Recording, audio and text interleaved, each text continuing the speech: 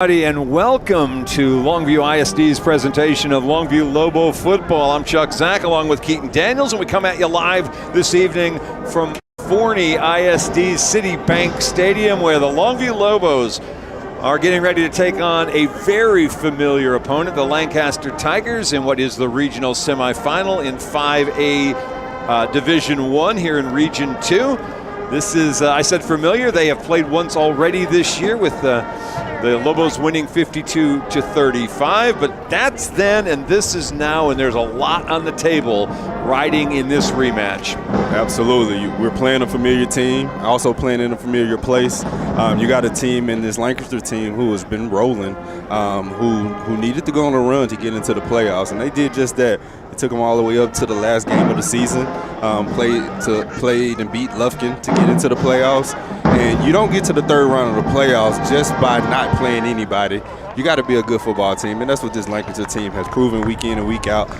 Just got hit with a tough schedule early on, a few hiccups along the way, but hey, they're resilient and they're back here to play us again. Well, the shocking game of the season in district may have been their loss to McKinney North in the opener. That one kind of took everybody by surprise. The non-district, we kind of looked at and went, well, they're playing some tough teams, no question.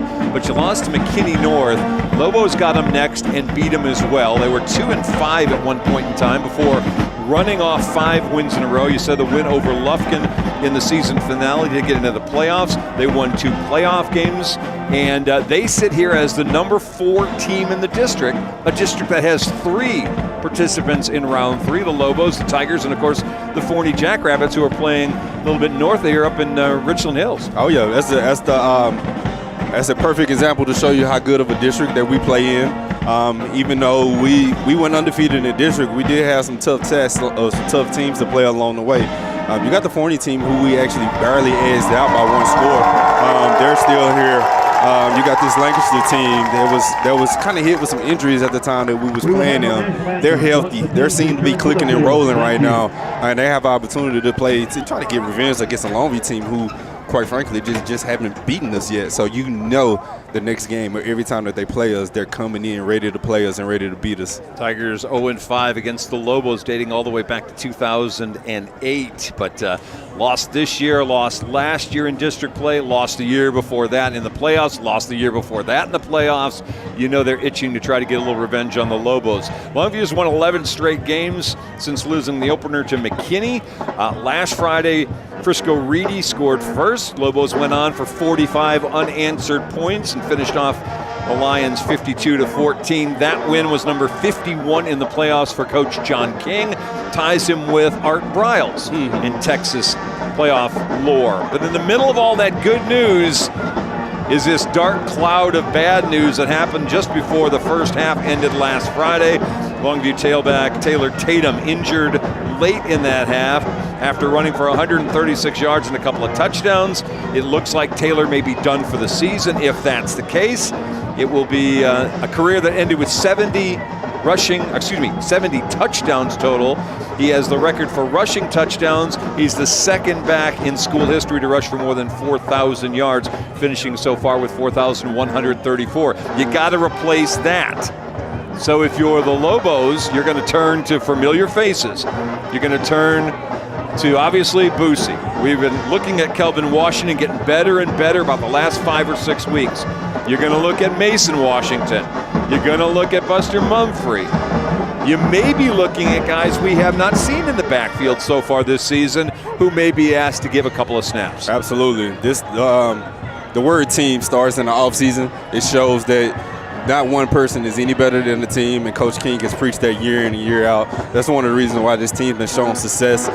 It's quite unfortunate that we're going to be playing without Taylor Tatum, my number 1 running back. But man, he's a kid that amplifies, that shows that he is not bigger than the team. He is a team-first guy. He's a perfect example of that. And so I know it's killing him that he's not out there with this team, being out there with these brothers fighting at least one more game out there. But hey, it's next man up. Longview has a lot of running backs, and that's a good problem to have, because now it's the next person's up. And quite frankly, we might have a few wrinkles here and there tonight to show you guys. So be on the lookout for that. Be excited to see be excited for this opportunity for the Lobos to go out there and be great one more time. Yeah, we'll certainly try to make sure if they sneak in the game at tailback, we let you know when they do, because they have some hints that may happen, but we're not going to speculate until we see them actually out there. Injury bug also could have been a lot worse this week.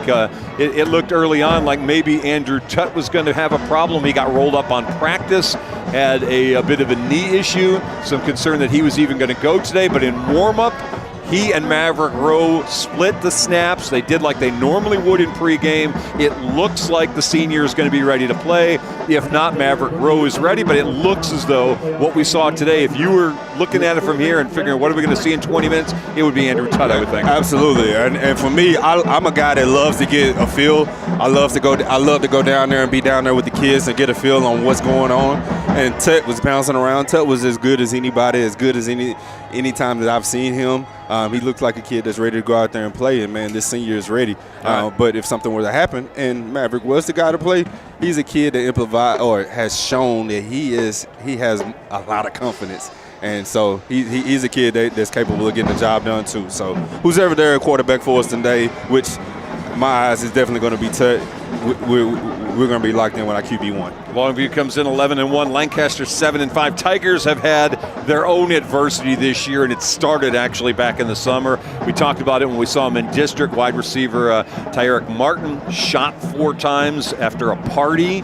Ended up getting hit in the leg. There was some concern he was ever going to play again, but by the time they opened up for practice in August, he was there with them. He hasn't missed a game this year. He leads them in receiving for the 2nd consecutive season. I don't know where he's going to go to college to play. He's a little bit undersized, but he's got a lot of heart. Absolutely. And a lot of nerve and a lot of guts. They lost 5-star cornerback Corian Gibson to an injury week 2. He has not played at all. He's a kid that's gone committed to Clemson. So they've been without him. And in July, they found out defensive line coach Daniel Penrod was diagnosed with colorectal cancer. And he's saying, rather than surgery, I want to go through chemo. We'll see what that leads us to. 14 rounds of chemotherapy. He has finished all the basic stuff. They went one more look at what's going to happen next. He said, I'll take 6 more rounds if it gets me out of surgery.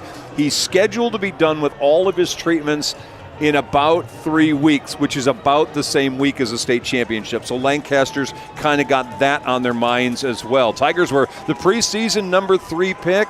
We're deep into the playoffs now. They haven't been ranked since they started the year 1-4, but they've clawed their way back into getting to this place. And Leon Paul, who was an assistant at Duncanville for years before getting this job, this is as far as his teams have ever gone in the playoffs. Man, this team, even though they're unranked, you definitely don't want to take them lightly.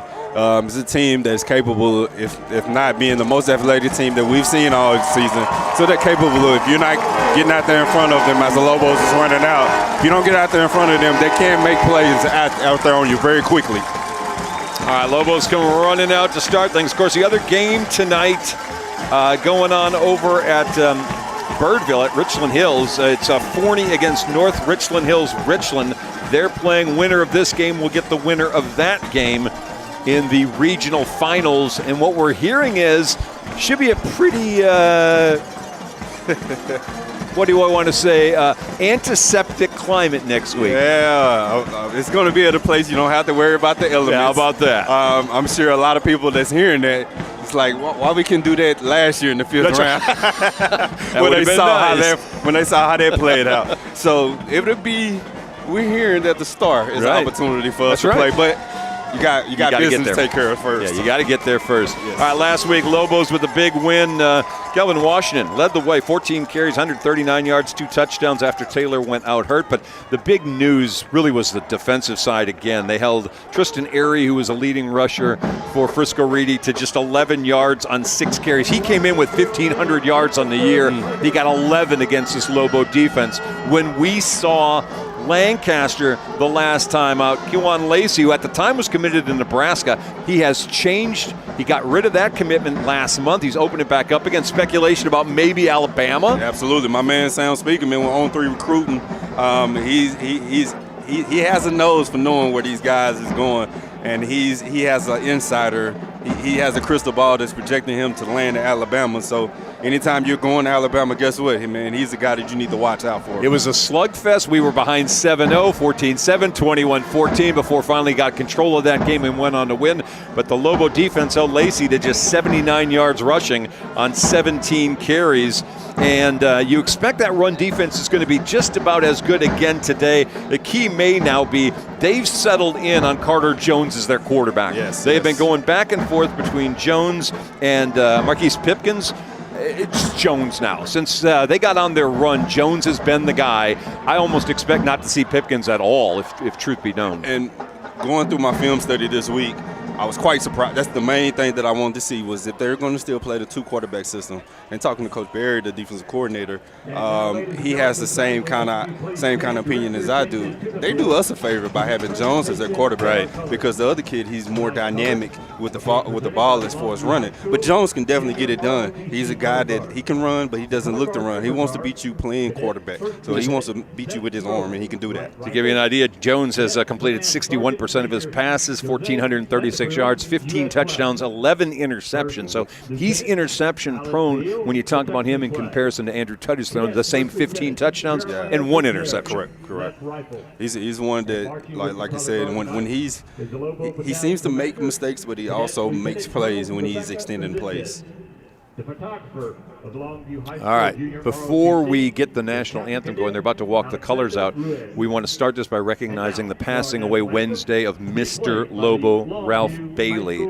He passed away this past week at the age of 100.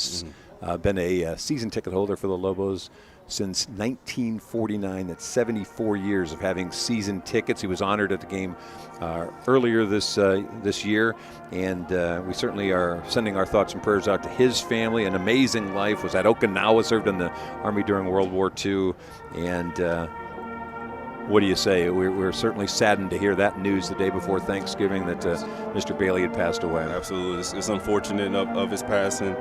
It's a guy that's been around the Lobo history for as long as anybody has been. Just to be able to live to 100 years old and to still be active and still be at the games, man, it was truly an honor and a pleasure of having him on our side. So rest in peace to Mr. Bailey. To the family, we sure thank you guys for allowing them to be a part of our lives. And he joins his wife, Melba, who passed away about 6 years ago, I believe, after nearly 70 years married. He's going to be there bugging her now again. Absolutely. Still watching the Lobos right now, I bet. That's right.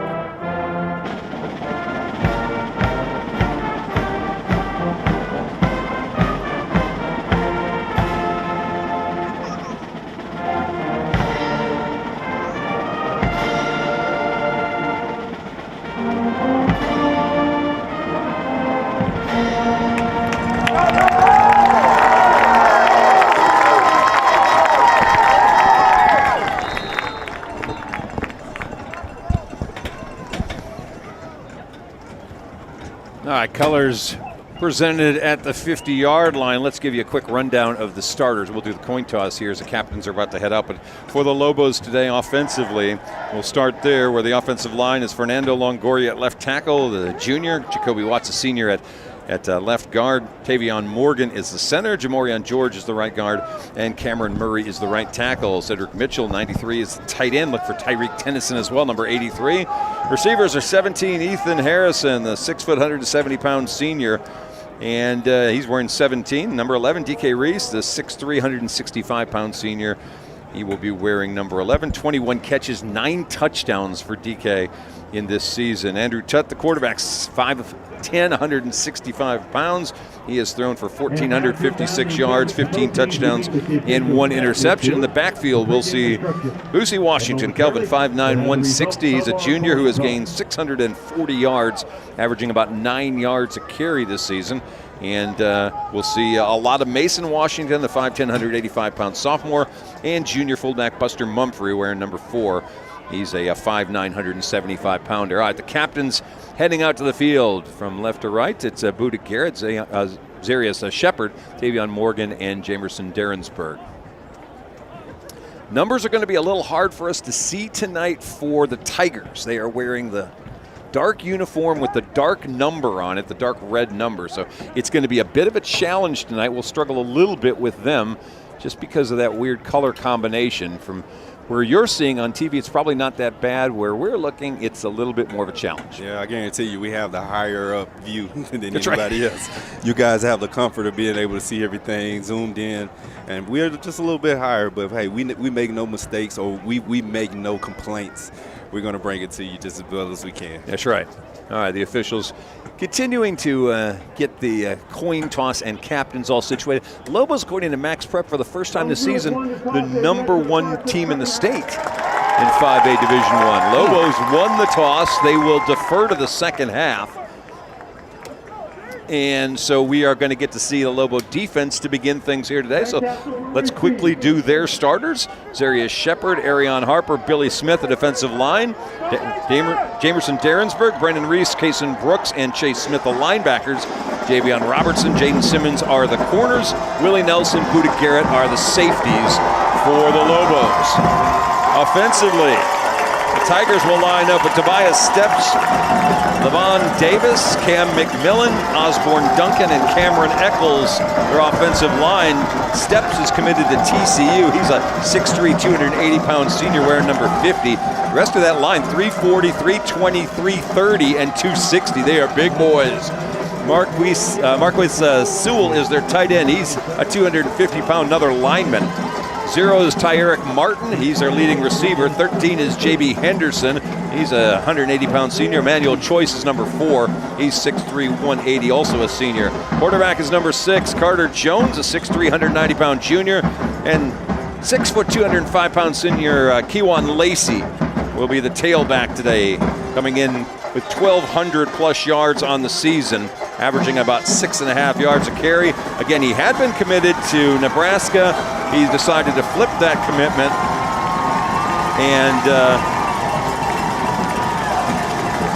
and instead is open. Anthony Monsivais with the kick as we're underway. Short kick. It'll come down to about the 21-yard line and about the 26-yard line, brought out to about the 30, maybe the 31, and that's where Lancaster will open play tonight. Before we get started, I would love to see the defense come out and answer the bell, come out and give some stops early. When we got started against this Lancaster team last time, it was a bit of a track meet to start off that game here. So this week it'll be key for us to let's get a stop, let's get this mojo going, and let's get our offense rolling too as well. All right, off we go. Carter Jones back in the gun. Kewan Lacey to his right. And on first down, it's going to be a little play action. Jones throws it into the flat, and nothing doing. Great coverage out there by Javion Robertson as he holds Tyeric Martin to no gain. It'll be second down, and they gave him 1. Second down and 9. Excellent start there. The biggest thing is this Lancaster team, they like to run on timing routes. And if you allow them to catch the ball and they have space and you're not there, that's when you get yourself in trouble. And we did a good job on being able to get in front, rally, and only give up a minimal gain to bring up a second and long. Lobos did not tackle particularly well against Lancaster the first time. That's guys on the corner are going to have to be better tonight. Second down and 9. Jones again back there. This time he hands it to Lacey, trying to go wide and can't quite get the corner. He's tripped up as Chase Smith got a paw on him just as he was getting up a little momentum and stops him after a yard gain. It'll be third down and 8. Excellent play there by Chase Smith. It looks like Lacey was going to be able to get to the outside. Chase made a shoestring tackle and able to get him down to bring up a third and long there. So excellent tackle there by Chase Smith as the Lobos bringing in their sub package. and getting ready to combat what they're trying to line up with right now here. Well, it looks like they're going to try to bring in a little more speed. Chris Wilder checked in number 5. Empty backfield this time for Carter Jones. 5 receivers thrown to the far side. That one's incomplete. It was caught actually, but short of the first down. A gain of only about 5 yards on the play. Catch made by number 4. That's Emmanuel Choice, and it's going to bring up 4th down. A quick 3 and out for the Lobo defense. Now bring on the second phase of the football game, your special teams here. To me, Lancaster's special team is not really as good as ours is, so be on the lookout. We may be able to get to a punt, but guess what? They have a safety that's back there punting the ball. He can run too. All right, so Willie Nelson goes back to about the 25-yard line. Lobos all backing out. They're going to set up a return. Line drive, short one. Bounces once. Willie picks it up at the 26-yard line. We got a whistle, and I think we may have had a fair catch. But the ball hit the ground, so it should be live. Well, I think Buddha put his hand up like to mark where the ball was, Possibly. And as a result, Willie couldn't advance it because that hand went up to kind of simulates a fair catch. So the Lobos will get it at the 26-yard line. Okay, no harm, no foul. We secure the ball. We're starting with the ball on our 26-yard line here. So excellent stop by your defense. Excellent job to start the game, but going to 3 and out. And now it's the offense's turn. All right, so first down for the Lobos on their first possession.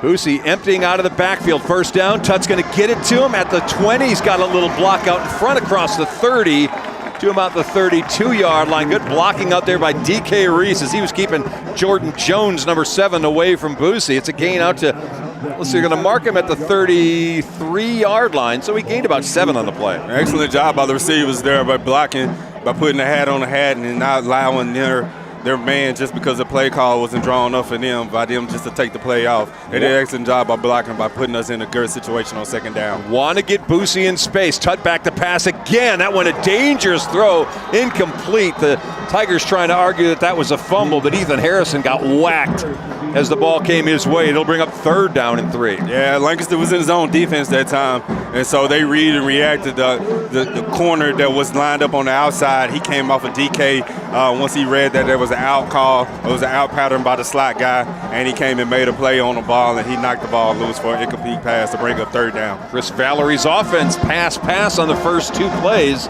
Now 3rd down and 3. I formation with Mason Washington in front of Boosie on 3rd. And looks like we got some movement, and it may have been the Tigers that hopped across the line. Lobos trying to lobby for it. Tigers aren't even going to argue. Yeah, their nose tackle the other way. Yeah, their nose tackle just hit our lineman. And that's one thing that they showed a lot last week, and I've been seeing a lot more, is when it gets to 3rd and short or 4th and short, they start shifting those linemen to try to draw you off, to make you false start and to be able to move you back 5 yards. Instead, the nose tackle was just a little bit too antsy there, and as he was moving, he clipped our center, and that's the easiest call to make. 1st down for the Lobos. Lobos get their first down of the ball game, courtesy of the penalty. So we'll go back to the same formation, and on 1st down, hand off to Boosie, and we got another whistle and another flag, and here comes a late one as well. It's a false start on Longview, so we got the 5 in a new set of downs. We gave away the 5 on a false start. It'll be 1st and 15. Yeah, that was on us. It saw the fullback. Just got going just a tad bit early. Easy call for the officials to make, so they're just coming back. So penalties are even 1-1 right now. Defensively, here's the defensive line. 16, Jaden Shaw. He's a 250-pound junior at one end. Cameron Eccles is 53. He's a 6'1", 260-pound senior. He plays both ways. J.D. Manns is a 340-pounder at defensive tackle. Quick pass to Reese. Caught at the 38. Stiff arms his way across the 40. They'll say he stepped out of bounds on the 41-yard line. So a gain that time of 8, and it sets up 2nd down and about 7 to go. Yeah, Lancaster lined it up with 7, 8, 9 players in the box. So it's quickly to decipher that there was a man-to-man coverage. And so we elected to run a quick out. We get back our penalty yards plus a little bit more to bring up a 2nd and look like 7 right now. Keep your eye on number 10. That's Katie Winston, their outside linebacker. He's got D1 offers all over. Tut back to pass, looking for Harrison off his fingertips at about the 46-yard line on the Tigers side of the field. It'll bring up 3rd down and 7. Excellent play call. It was a play action. The cornerback, like I said, they were playing man-to-man, so he was locked in on Ethan the whole time. Tut made a good throw, actually, and Ethan just couldn't come up with it as he had tight coverage on him, which brings up a 3rd and long. Harrison got rocked the first time he had a ball come his way. That one was catchable. He's 0 for 2 now. 3rd down and 7. Tut back to the ground, up the middle, good run, fighting, and very close to the 1st down. Boosie Washington, they're going to say move the chains. He needed 7, he got 8. Playoff football is what it's all about here. 3rd and 7, how many times do you think you're going to run the ball? It's not many. So one thing at Longview, we're going to play physical football, and Coach King believes in his team. 3rd and 7, and that's exactly what he got. Boosie made a tough run up the middle, and he was fighting for every yard, and he got 7 to move the chains. Washington, who averages 9 a carry, gained 8 on that. 1st down, 49. Handed to him again. This time, nothing doing. He gets buried at midfield. And coming out of that pile, number 40, that's Jacoby Williams, defensive tackle, and it'll be 2nd down and 9. Yeah, didn't have much to work with there. Only for a gain of 1 yard. The Soto defense up front is big. As you see, big 55. He was hard to move out on that side, so Longview will only have to settle for a short gain there. Isaiah Lee is 23. Devon Newman is 11. KD Winston's 10. That's their linebacking core. JB Henderson and Jordan Jones are their corners, 7 and 13. And then 15 and 1 are their safeties, Braylon McDonald and Cameron Robinson. Robinson going to Tulsa with Buda Garrett. Tut in some trouble, and he's going to be dropped back at the 45-yard line. That's a loss of 5 on the first sack of the day. And getting that is also Jacoby Williams. Yeah, we had a double move at the bottom of our screen here. I didn't get a chance to see what was going on at the top, but anytime you have a double move, you got to have some time up front. And man, they was lined up bringing pressure, and they was able to get in on Tut there to bring up a third and 16 for the Lobos. Yeah, they got to get to the 41. It's actually a 3rd and 15. They get to the 41 of Lancaster. Deep back again is Boosie, and now they're going to say the Lobos may have budged again, and they did. Longview, who was so good last week, and actually the week before, avoiding penalties, have had 2 already on this drive. Not something that you love seeing, especially the further along that you get in the playoffs, because the teams get better. You don't want to beat yourselves when you got another team that's playing you as well too. You don't want to. You want to stay ahead of the downs, and that's unfortunate. You got a 3rd and 20 right now coming up for the Lobos. Yep, and we're going to have a little substitution. D.D. Williams, number 8, coming into the game. Look for the big 6'6" Williams to split out as he splits near side of the field. Got a big kid, D.D. Williams, right here at the bottom. So Tut rolling right, looking deep, going for the sideline, and tell you what, DK was pinned right up against the sideline. Looked like Cameron Robinson's the guy came over the top to make sure he didn't catch it, and it'll be 4th down. Yeah, that was a tough play there. DK was blanketed, and he just wasn't able to come as the defender had a chance to go for the ball too, and he looked a little bit more aggressive trying to make a play. Drive that got a couple of 1st downs, ran into trouble with the sack, and then a penalty on top of it. JB Henderson's going to go back deep. Monsivais standing at his 25-yard line. Not much pressure. Good kick. Got a lot of this one. They'll drive Henderson back to the 25 and gets away from one. Lobo still going backward, and he's dropped at the 13-yard line.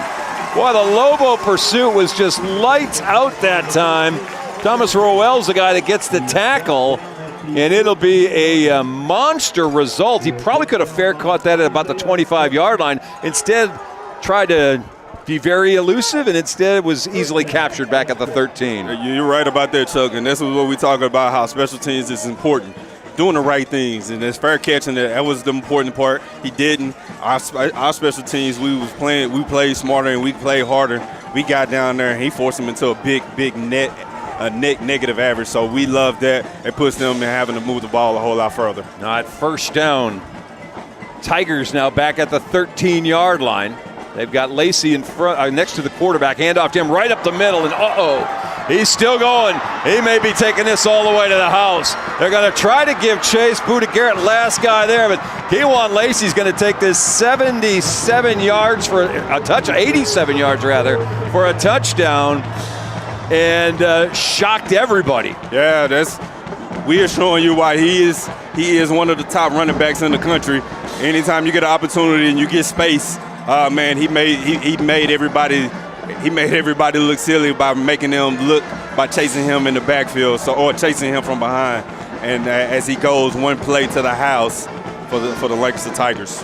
Yikes. Well, the long punt and the bad return, Kewan Lacey quickly erases. He had more yards on that one carry than he had the last time the Lobos played the Tigers. Point after try, pooched up and good. And we've got a 7-0 score. Tough there to pin them back down there on a punt, to start out one play and letting them get going. Longview defense definitely got to come back and right the ship on that mishap. All right, well, it was a quick drive. One play, 87 yards. And Kewan Lacey gives Lancaster a 7-0 lead. This is familiar territory if you're the Lobos, Absolutely. though. Don't panic if you're a fan. This is basically what we have seen against just about every team that's worth its salt. They seem to get out first. It wakes up the Lobo defense, and usually they clamp down from there. Remember, Lancaster did this to us the first time. Absolutely. 7-0, 14-7, 21-14. Before things finally turn back around again. But there's definitely going to have to be some discussion about how that happened up the middle. Absolutely. It's always a fill-out process, and one thing that you don't want to give up is big plays to start it off. But needless to say, it happens. You get a chance to correct it, because I guarantee you it was probably a lineman and assignment type of deal. But at the same time, you gotta go with what's in front of you, go with the play call, and you got to make plays. There's always that fan part of you that wants to say, get them down, squish them in the neck, give them no chance they're going to have a game. But that's not Lancaster and Longview. That's just not the way these games are going to go. Absolutely. Here's a kick now. This one carries its way down to about the 12-yard line. Got a little lane, but not going to get much more than about the 29, as Lobos are going to start there on Boosie's return.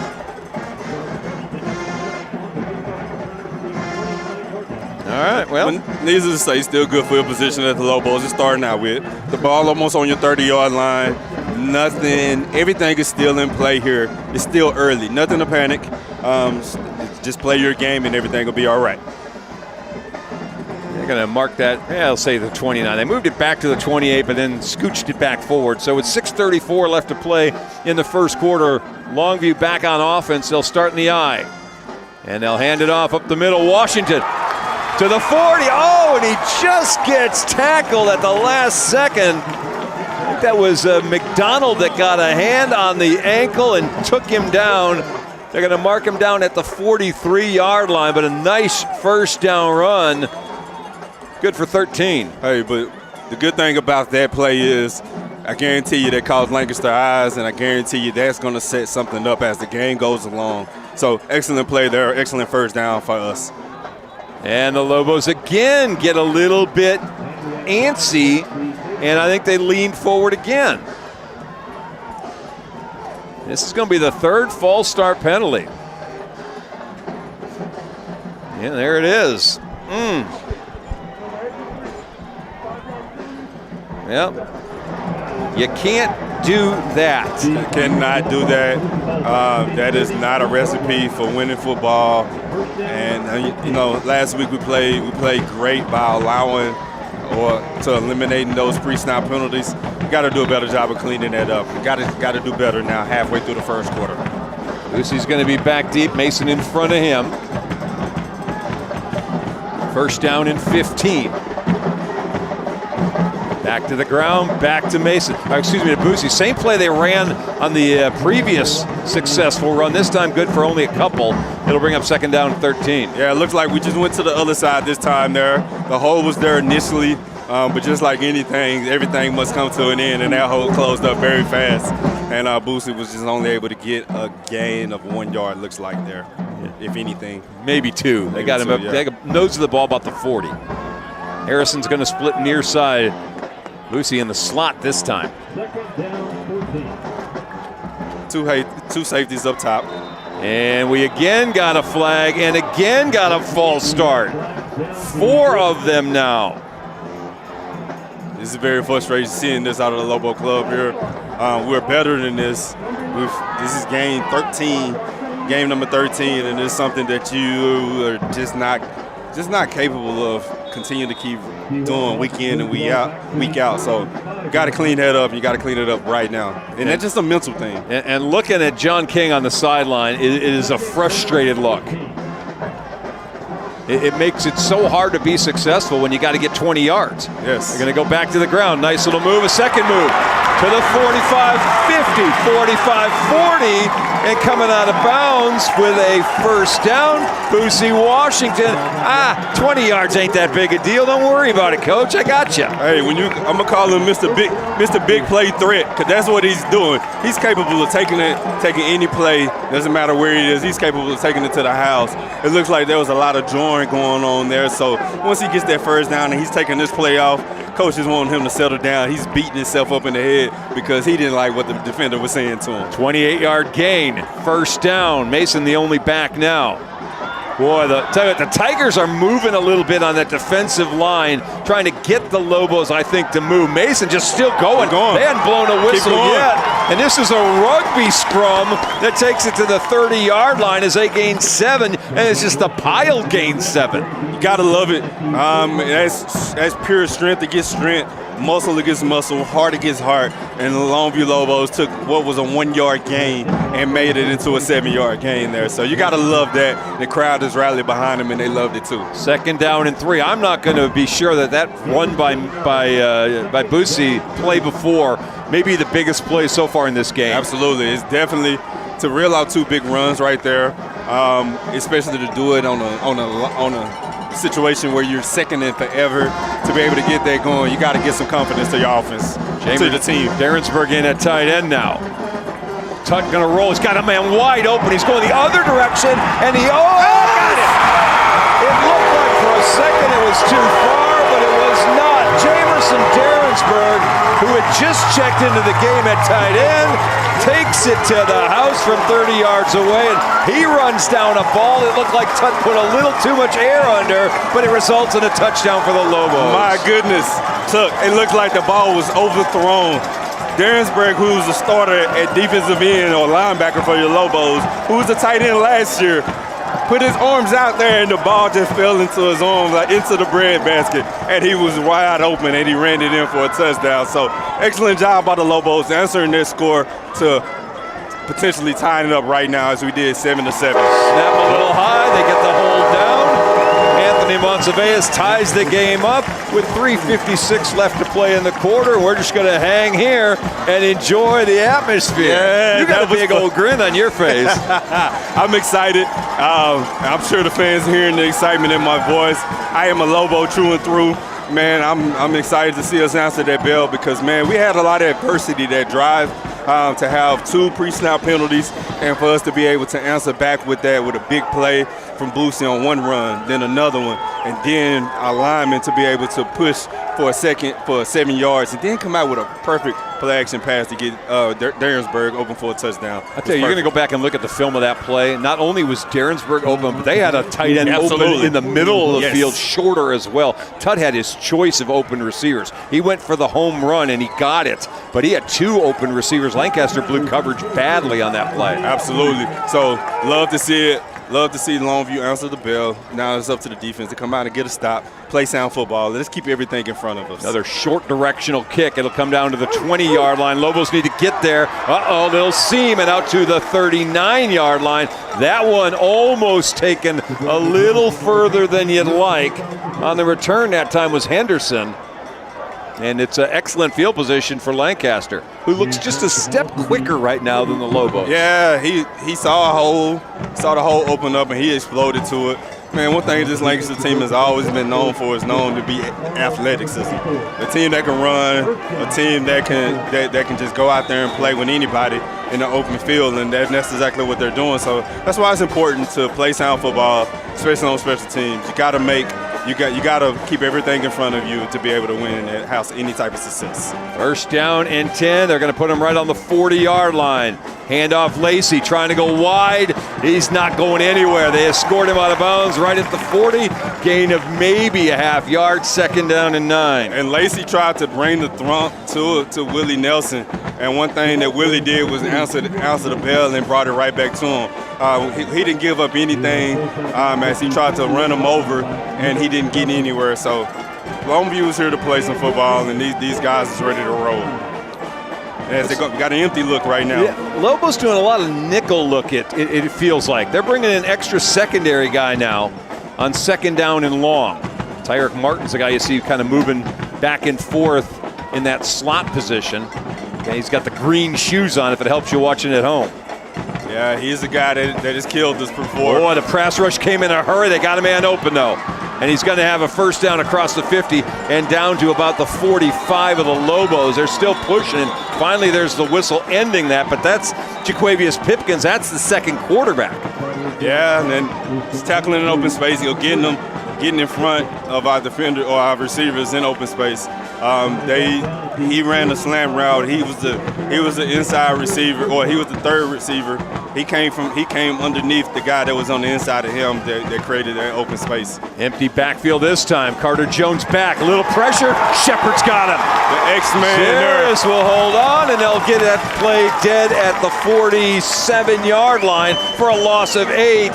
Sacked by Shepard is his 9th of the season. The X-Man, who was lined up at defensive tackle there in this nickel look, exploded through and got in on his man. Beat the guard so bad, it got to the quarterback, sacked him for a big long yard, big gain there. It looks like 2nd and 20 or 2nd and 18. Now you got to just keep everybody in front here. Can we appreciate the fact that Shepard didn't throw him to the ground? Absolutely. Didn't get the 15-yard penalty. That would have been really easy to get right there. Absolutely. This senior, man, he's been big for us, and he can continue to keep doing it. Jones got a man wide open this side. He's going to be very close to a first down. Looks like maybe about a yard shy. Well, never mind. Got him all the way to the 35-yard line. He got a favorable spot there in my eyes, but needless to say, they moving the chains on us as we're coming up with a little bit under 2 minutes left to go in this first quarter. It was Josh Schnell with the reception. He gets it to the 35, so that's exactly where they needed to go. They got it. Needed 17. They picked up 17 or 18.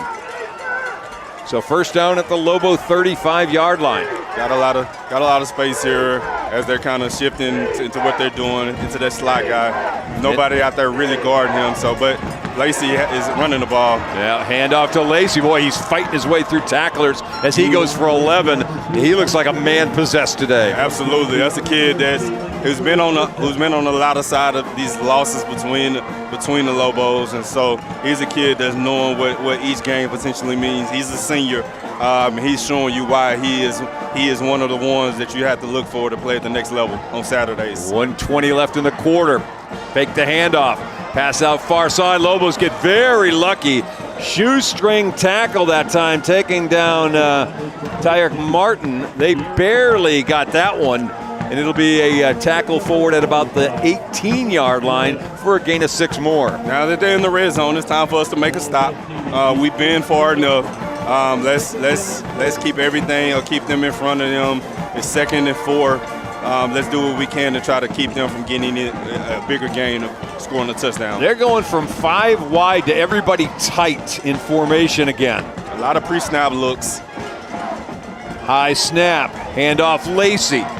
And he'll fight his way near the 15-yard line. Looks like he got right on the stripe, and that may be just a little bit shy of the first down. Yeah, that brings up 3rd and short or 3rd and inches for the Lobos. You would love to get a stop here and make them kick the ball here because, like I said earlier, their special teams, it's just my opinion, is just not as good as ours. So you got to make a play here. This is time where this is the money down here, so you definitely want to do the best, do what you can. 10 seconds left in the quarter. Jones waiting. Now they'll go. Handoff Lacey. He's going to lean forward and get the first down. Shepard was hanging on to him, but couldn't stop him before he moved the chains, and that'll end the quarter. So it's a 7-7 quarter. When we come back, it'll be a first down for the Tigers at the 13-yard line. Quick break. You're watching Lobo football here on the Longview ISD presentation. We're back in a minute. Longview High School is a public high school in East Texas for students in grades 9 through 12. All students in 9th and 10th grade are a part of the International Baccalaureate Middle Years program. Students may also participate in the IB Diploma and/or the CP program. We offer core dual credit classes, as well as the opportunity for students to earn associate's degrees. Many of our students participate in the Career and Technology Education program that has a range of pathways. Students are successful yet challenged daily. Additionally, Longview High School will educate all students to become productive, lifelong learners, and caring, productive citizens in an ever-changing global society.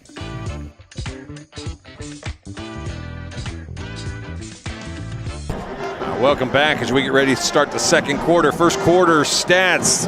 Lancaster 5 first down, Longview 5 first downs. Lancaster 97 yards rushing, Lobos had 60, 45 yards passing for Longview, 45 yards passing for Lancaster. About as even as you can get. Lobos throwing the football 3 of 6. Tigers are 5 of 5 throwing the ball. Just like any round one of any fight or anything, it's just a feel-out process. We want to see if I hit you, what it's going to feel like, what you're going to do to respond. Lobos and here we are here. having a little substitution issues. They get Javion Robertson in the game late. All right, first down, new tailback, and they're going to give it to him. Number 5, not going to get a whole lot, maybe to the 11-yard line. They'll blow the whistle there. That is Markel Porter, 6 foot, 210-pound senior. He's already committed to Bowling Green. Longview did a good job of rallying to the ball, getting up a minimal gain here.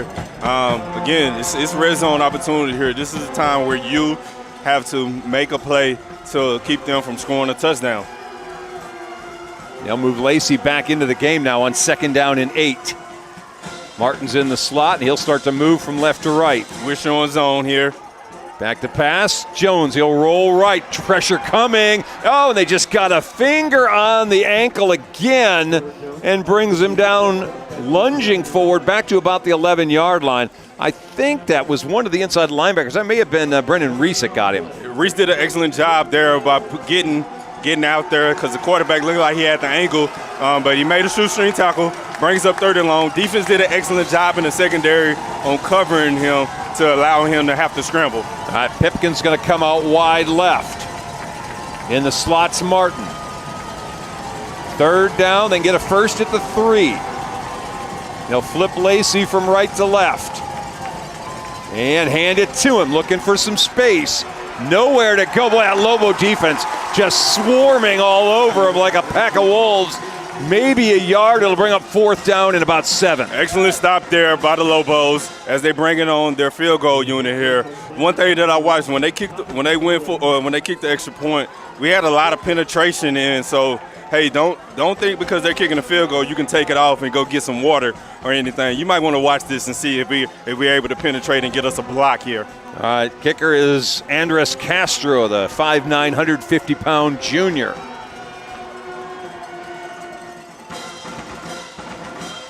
Kick's on the way. Boy, it's a low kick, and he's going to get it in, but he did not have a whole lot more room than that as he boots that one in from 27 yards away. It comes with 9:51 left to play in the first half, and it gives Lancaster a 10-7 lead. Excellent stop there by your defense coming up on the 3rd down. Defense, they almost gave the team the ball, close to midfield.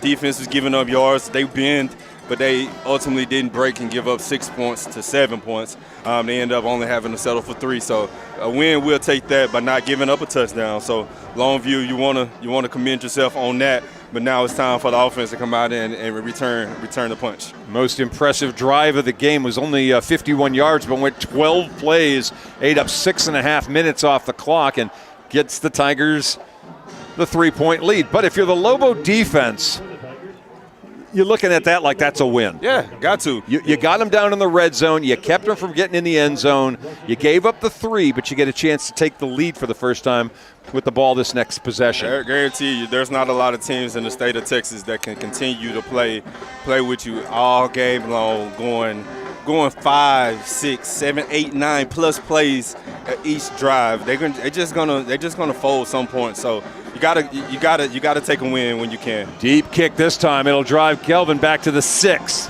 Boosie to the 15, 20, 25 makes a cut, 30, 35, 40. Kicker to beat. He runs right through him down the sideline, avoids the last tackle. Touchdown, Lobos! goes. My man Frank sitting next to me and just said, Boosie's going to get ready to take one to the house. I mean, right on cue.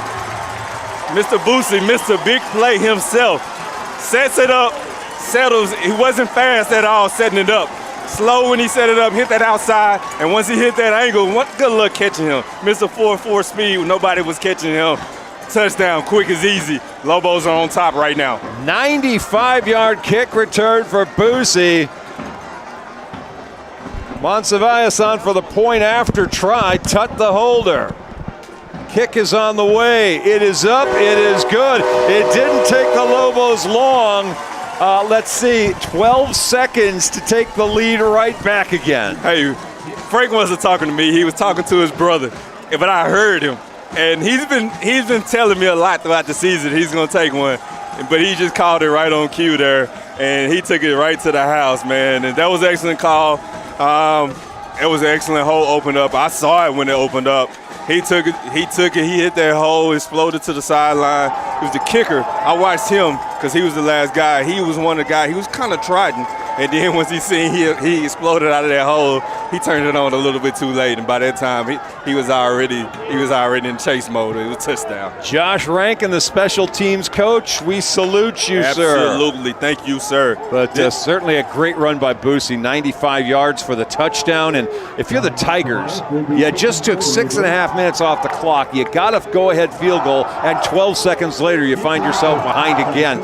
I don't know how much Lancaster's going to be able to take of that kind of thing happening to him. Absolutely, and I might sound robotic by telling you how important special teams is, but this is just a part where it's part of the game where a lot of people don't pay attention to, and if you can exceed at that part of the game, especially this late into the season, it just credits to your team, and it bodes well for you to potentially go further and further because you're able to do big things on that phase of the game. Anderson deciding to let the ball go over his head and into the end zone. It'll come out to the 25-yard line. So with 9:36 to play, the unseen yards.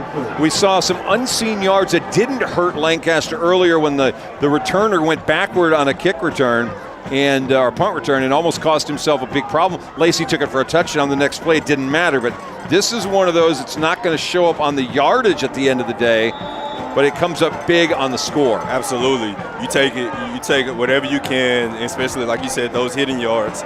Those are things that start you out on the plus side of territories that get you in good field position to start your drives off with. Carter Jones first down, going to Lacey, trying to go wide. No way. Buda Garrett wasn't having any of it. It's a loss back to the 21. And all of a sudden, Lacey didn't look quite as fast. And you see him walking a little bit. He's just a little bit slow getting up. But Buda Garrett, your D1 Tulsa commit with an excellent open field tackle there by another D1 player there. And that's an excellent job by him, making the stop there for bring up second and 14. 14-10 Lobo lead. Lacey again in the backfield with Jones. And they're going to go back to him again. And again, that swarming Lobo defense not having it. A gain maybe back to the 22 or 3-yard line at most. And it's going to bring up third down and more than 10. They got third and 11. This is where your in-game adjustments is coming from. Coach Barry has seen what you bring to the table and what you're going to continue to keep doing. And man, he's just gonna counteract that like a good fighter is going to do. Anytime he throws jabs at you, and once he feels that timing up, he's going to come out with something else and take a good shot to the body.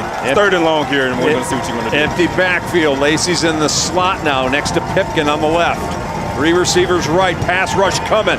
Got a little time, Jones going to step up, and he's going to get a first down. Still going, and then slides last second. Almost Willie Nelson had a chance to decleat him, but he got down at the 43-yard line and picked up the first down. Yeah, empty formation. Anytime you spread it out, it's a one-on-one situation there. What I mean by that, I'm talking about the linebackers one-on-one in space with the linebacker, and man, he wasn't able to get away from a blocker there, and the quarterback just exploded out to be able to get a big play to get them in the first down. They sent 5 rushers, so nobody was basically a spy to pick up the quarterback if he took off. Yeah. It's a risk you take. It's high risk, high reward sometimes. Absolutely. He goes for 19, though, on 3rd down and 11. Jones back again. Pressure coming. Throws far side. Caught. Boy, nice catch that time. 42-yard line for Lancaster. That is Emmanuel Choice, who goes up and grabs that right in front of Willie Nelson.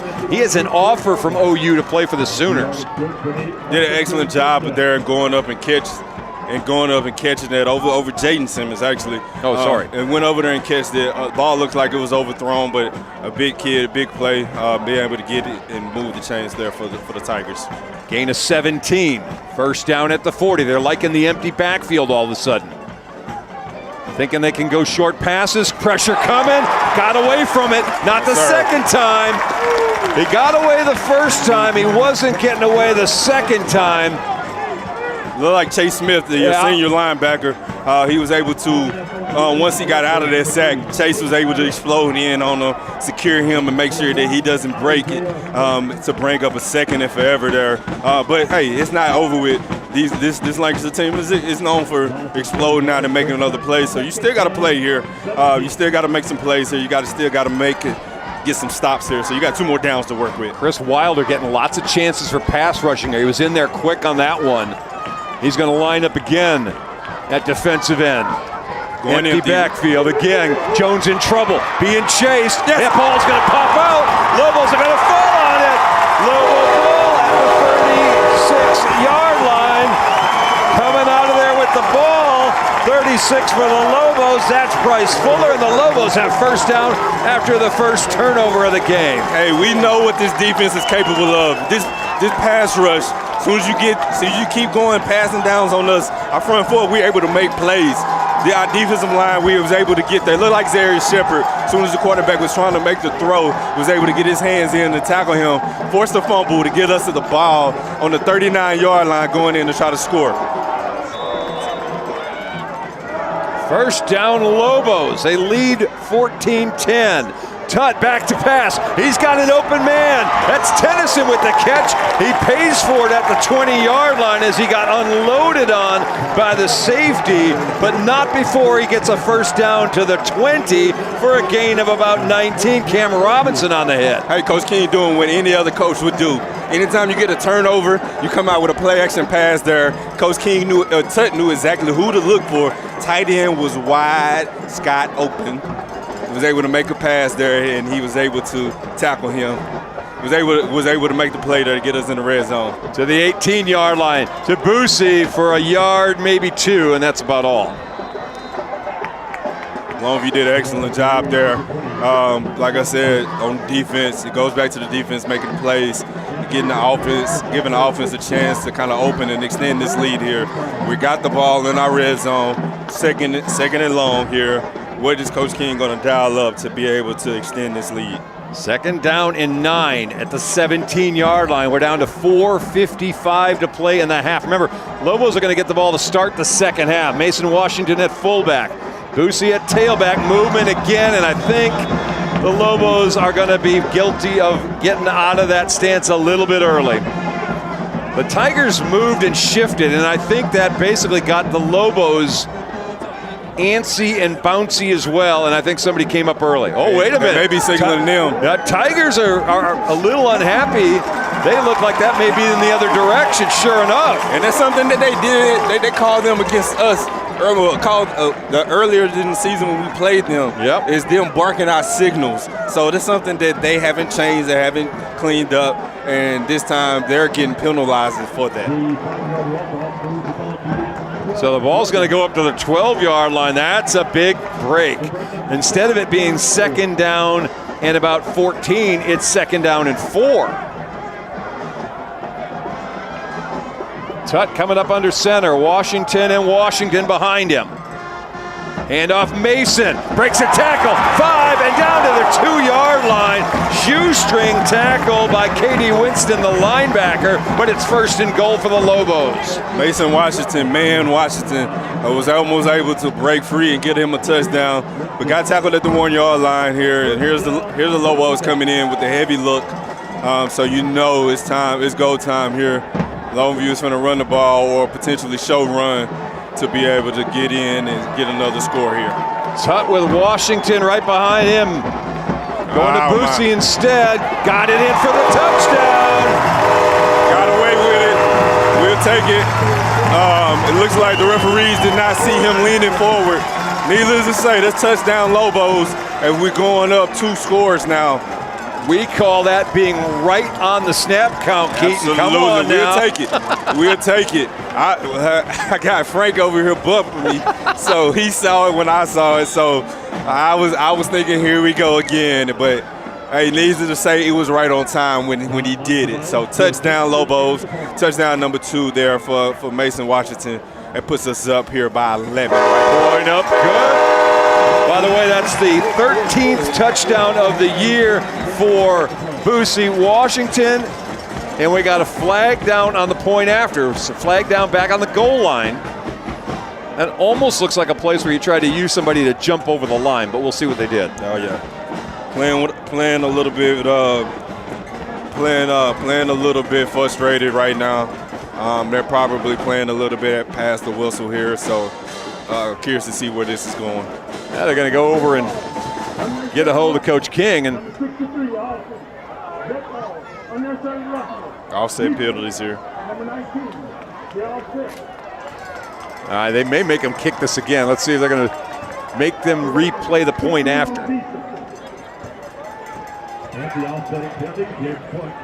Yep, they're going to count the point. All right, so we got offsetting penalties, no harm, no foul.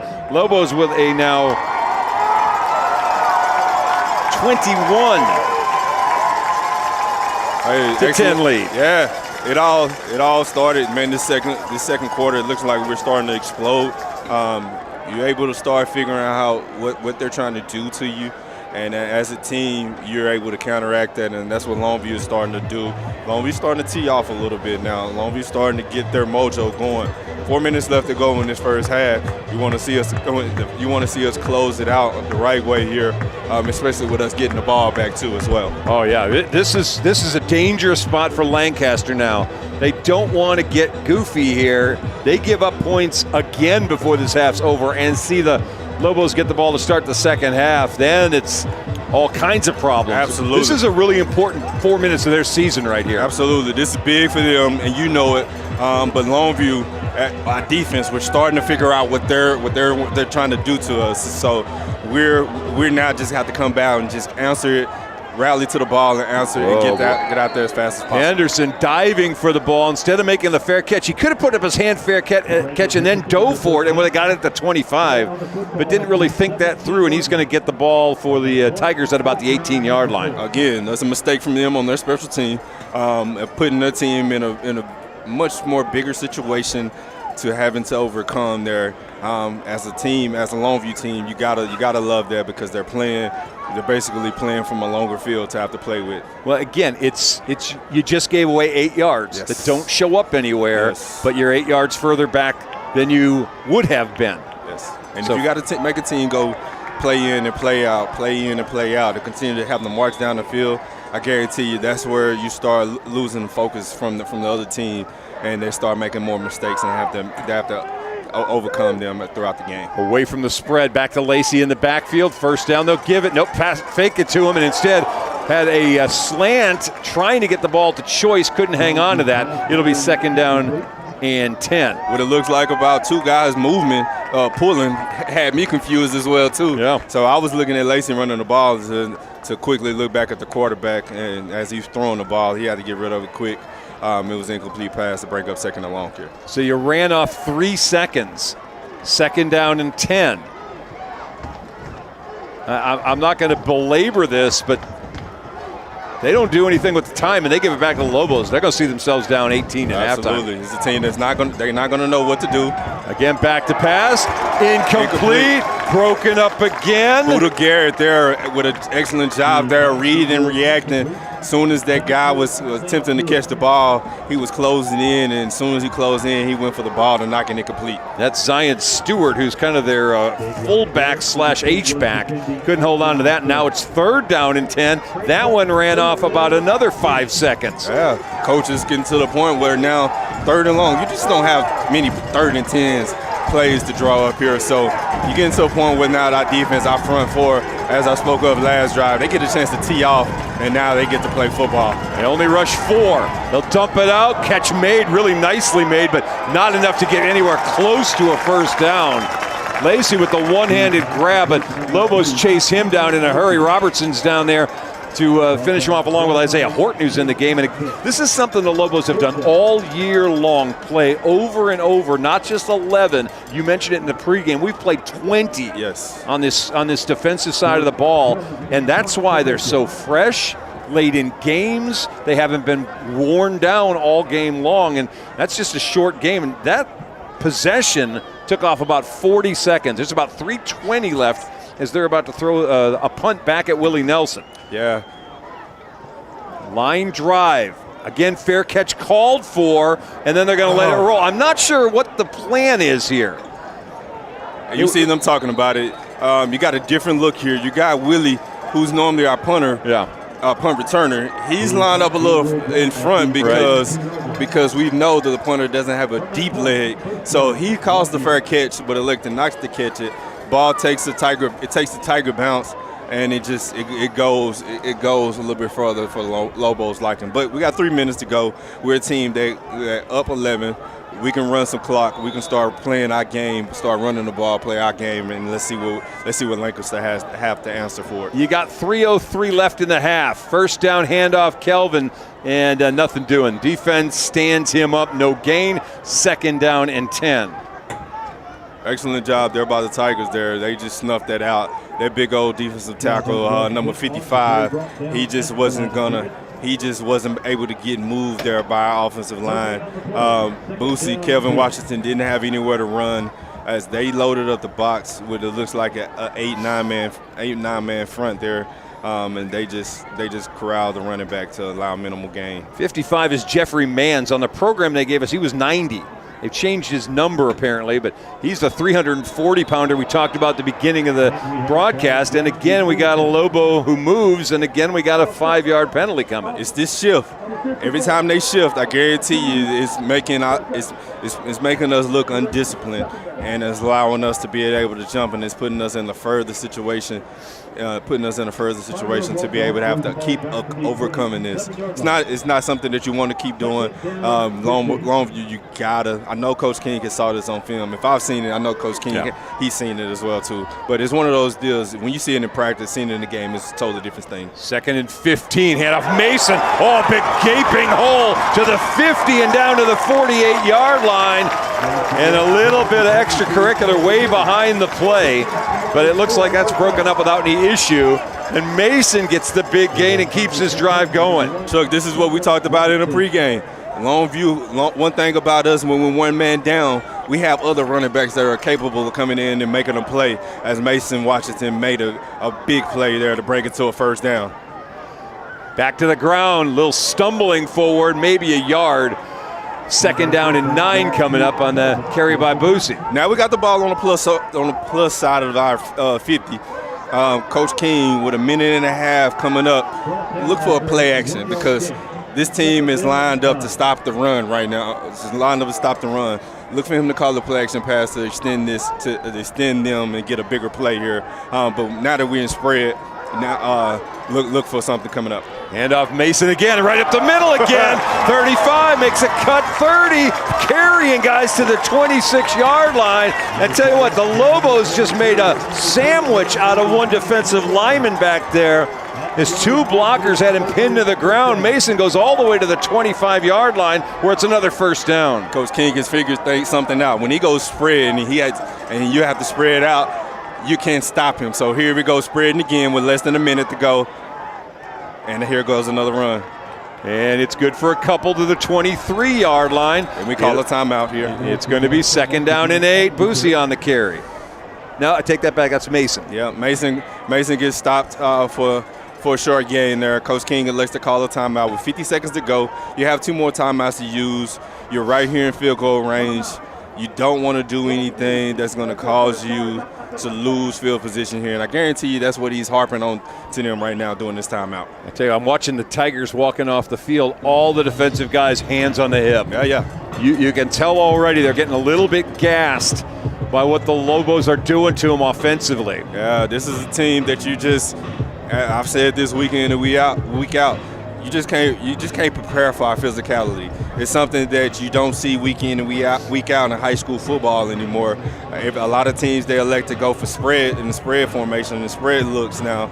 But Coach King can stay true to himself, true to his bread and butter, true to the heart of what Longview stands for. And Longview is going to be a ground and pound, a physical football team that's going to beat you by hitting you, play in and play out. And when you get, and if you boxing, anytime you get hit enough times, towards the end of that round, towards the end of that fight, you're going to start to quit a little bit. Well, and so that's that fill-out process. Your boxing analogy is these are body blows. Yeah. These are not head shots. They're body blows that just make you start dropping your hands. Absolutely and right. then you get hit in the face. Absolutely right. And that's where the big play comes right there when you get hit in the face. All right, so 2nd down and 9. Tut going to keep this one, not for much, up to about the 21-yard line. I see a flag. I saw a helmet down. Yeah, we got a Lobo that lost his hat. That's Tennyson, who had his helmet ripped off by Jordan Jones. And apparently no flag. You said you saw a flag. I thought so. Maybe there was just a little bit of his looked like Tennyson had a skull cap on that went flying out. So I know that it wasn't yellow, but I just saw something moving. I just didn't know what it was. So Tut, who had a scare this week in practice with getting rolled up on a little bit, showed that he's still able to run. He didn't get a whole lot that time, but that had a possibility of 1st down or more. Just came up a little bit shy on outrunning the guy to the spot. So it's at the 21, 3rd and 6 coming up with 44 seconds, and the Lobos holding on to one more timeout. Tut is a tough kid. He's he got hit with that scare this week.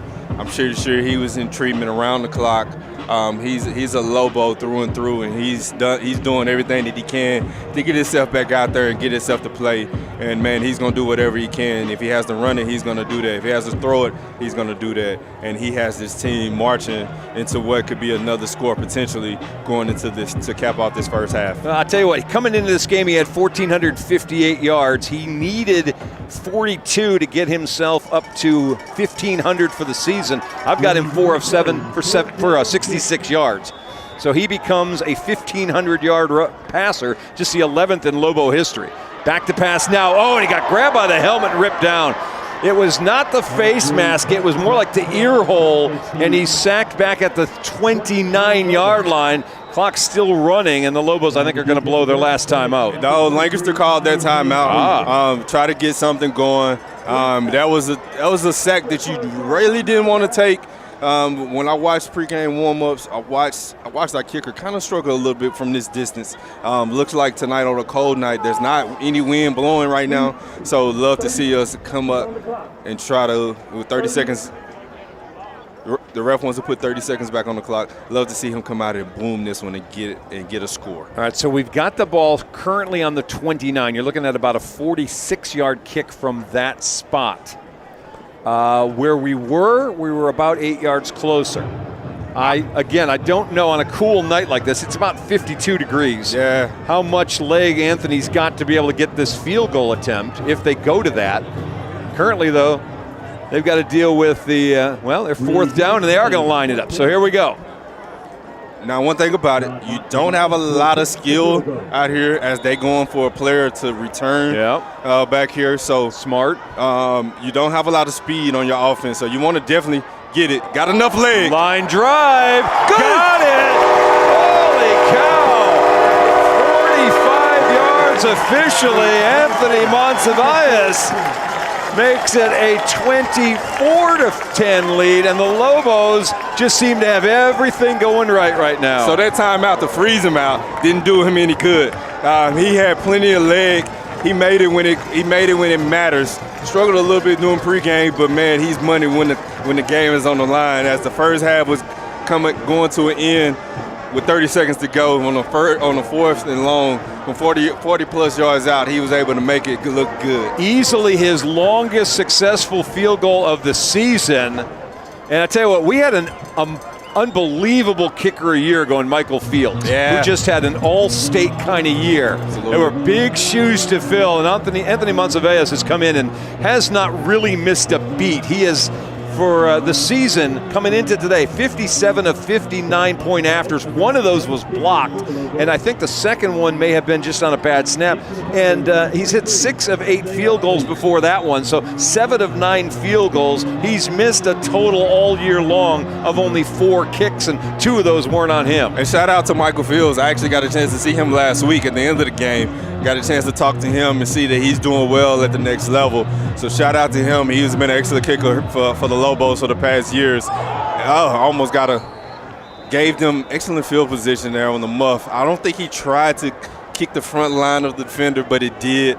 But he was able to recover it. It brings the ball to about the 45-yard line. So a team that has 2 timeouts left, they have less than 60 yards to work with to try to go score.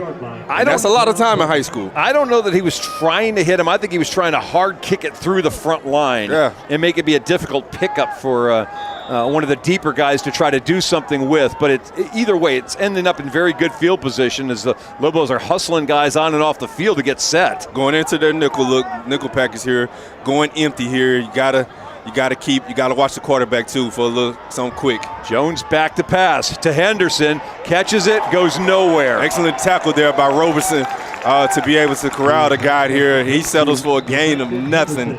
Lancaster calls a timeout here. So watch for a fake right here, a fake screen, and try to send somebody deep because they need to get points right now very quickly. That's a loss of 2 on the play. Javion Robertson with the tackle, who's had himself a really nice season. In fact, I think he is second in the secondary in tackles with 48 coming into this game. He's had 1 interception. That was a pick 6. It's been a good year. Absolutely. Man, coaches, talking to Coach Barry pregame, man, he's one of the kids that you would just love to just see him play more. He's one of if he was a little bit bigger, he would put him at linebacker and he would take that role on full time because he can move within space and getting unblocked. But see him rally and corral and make a tackle like that is very big. He's a kid that also played big on special teams, so you love to see him fly around and make plays because he's a very key contributor to this team. Reminder, the winner of this moves into what's the state quarterfinals or the regional finals. Always looking at regional finals. You win your region. Yeah. You'll get either Forney or Richland. 2nd down and 12. Just 18 seconds left on the clock. Play action. Jones back. Going middle of the field, that's Martin who'll catch it and get tackled immediately by Buda Garrett at the 45-yard line. They'll stop the clock. We got a flag down where the quarterback looks like he was hit at. In my eyes, I saw some holding that wasn't called, but I don't know what this call is here. It is called holding against Lancaster. Wow. So that is coming back. Wow. And it was holding. I saw it, but I didn't know if the refs had called it. But they saw the same thing I saw here. And that is definitely coming back. Yep. Wow. Good eyes, Keaton. That's going to mark that thing all the way back to about the 28. And with only 9 seconds left to play in the half, what had been a potential scoring possibility. Get another 15, 20 yards out of bounds, maybe kick a field goal and negate the one the Lobos just got. Now becomes you just got to have a miracle if you're the Tigers. Absolutely. So this is where you got to, as a defense, and I don't have to keep saying this, but I'm going to. Keep everybody in front. Keep everything in front of you. Watch for a double pass. Watch for anything trickery of this sort. You don't want to give up any cheap points with 9 seconds to go in this half to give them any type of momentum going forward into halftime. Well, they moved it back 15 yards. It seemed like it was only a 10-yard, should have been a 10-yard penalty, but they moved it back to the 28-yard line. All right, Jones back to pass. Pressure coming, gets rid of it. That's an up for grabs ball, and Martin down there on the other side of the field and kind of fighting for position with Jaden Simmons. It's going to be incomplete, and there's 2 seconds left on the clock. Yeah, Jaden looked like he wanted to go make a play for it as he was waiting to look like fair catch the interception. The defender or the receiver just came in and just corralled him and allowed him to where he couldn't make the play. So needless to say, that brings up 3rd and forever here. Last play of the first half here, Lobos. Keep everything in front. Don't give up anything big here. Rally to whoever has the ball here. Let's make a play here. Jonesy was 5 for 5 in the first quarter, 8 for 11 in the half.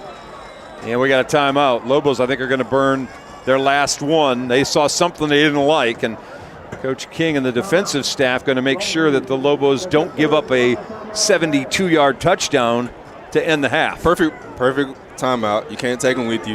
You want to make sure you don't give up a cheap play here. You want to make sure you lined up, have everything. You want to play alignment football first. You want to line up the way that you want to. You want to be able to talk about this last play and make sure you don't give up a big play here that's going to cost your team points. Stats for the first half: Lancaster 7 first down, Lobos 11. 111 yards rushing for the Tigers, 120 for the Lobos. 60 yards for Lancaster throwing the football, 66 for the Lobos. The one turnover cost them some points.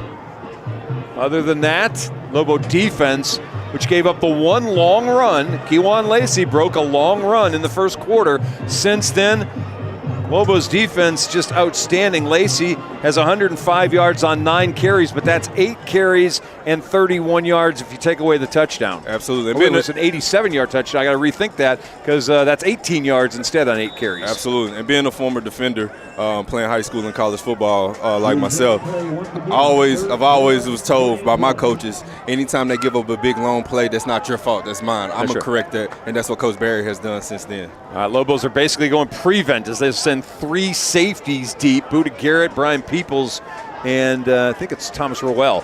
Jones back, short rush, tried to pump it, and he's not going to go anywhere. He got sacked back in the backfield, and was it Shepard that got him? No, I can't tell if it was Horton or Shepard that got him. I couldn't tell at all, but that was an excellent way to cap off the first half.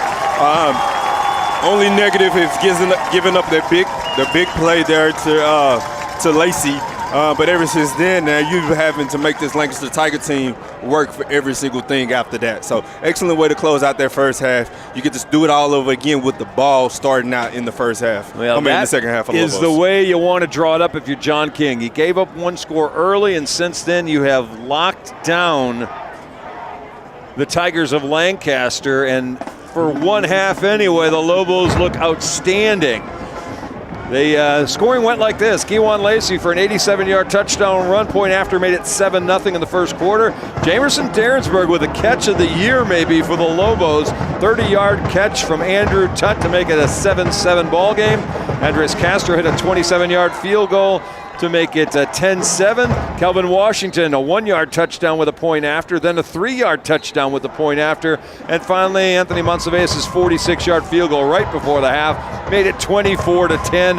That's where we are as the bands start taking the field. We'll be quiet. We'll come back for the second half. As you're watching Longview playoff action here on Longview ISD's presentation of Texas high school football. Go Lobos.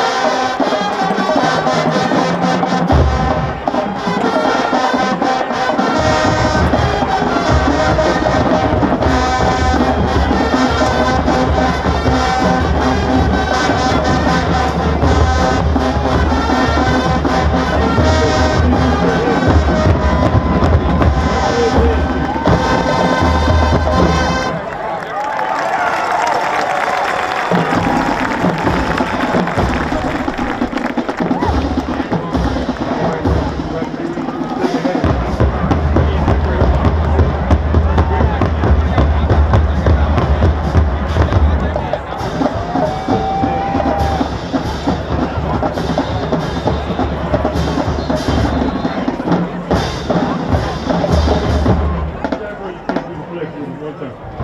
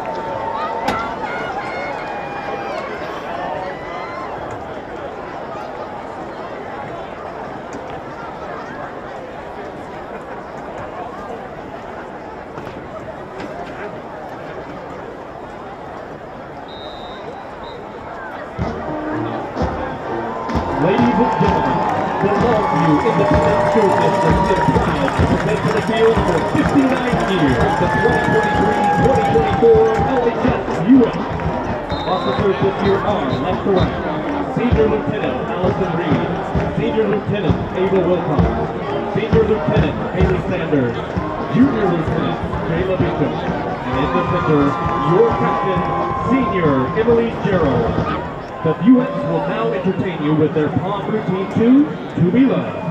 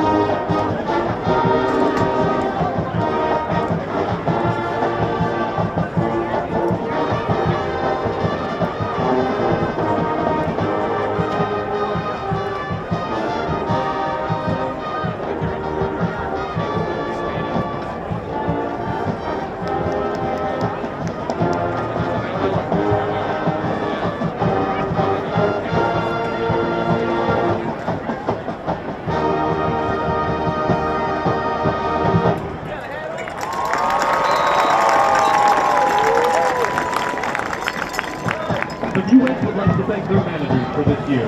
Head manager Caitlin Ingram, seniors Noah Jarvis and Michaela Legline, and juniors Addison Gray and Faith Williams. The U.S. are under the direction of Mrs. Debbie McGowan and assisted by Mrs. Meg Lawrence.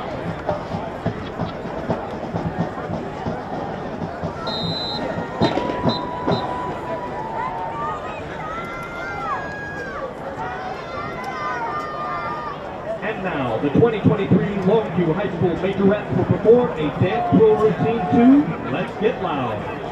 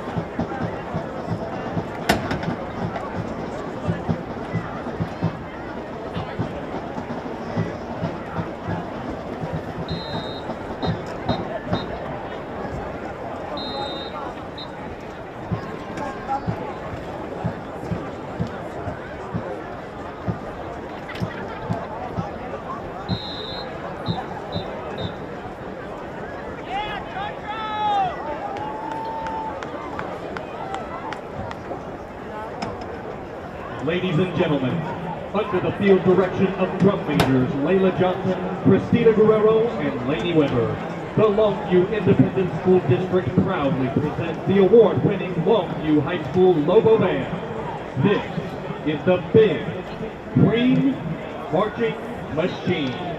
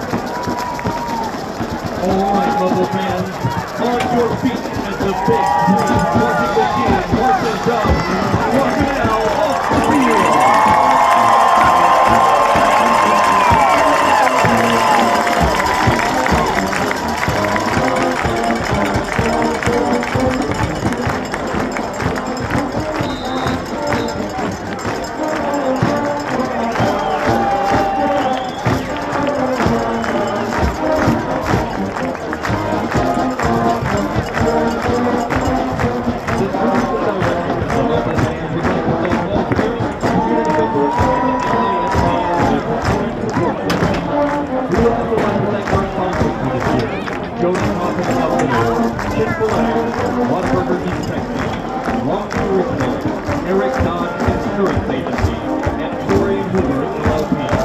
Thank you for your kind opinion on my performance, and as Mr. Brewer always says, go Lobos.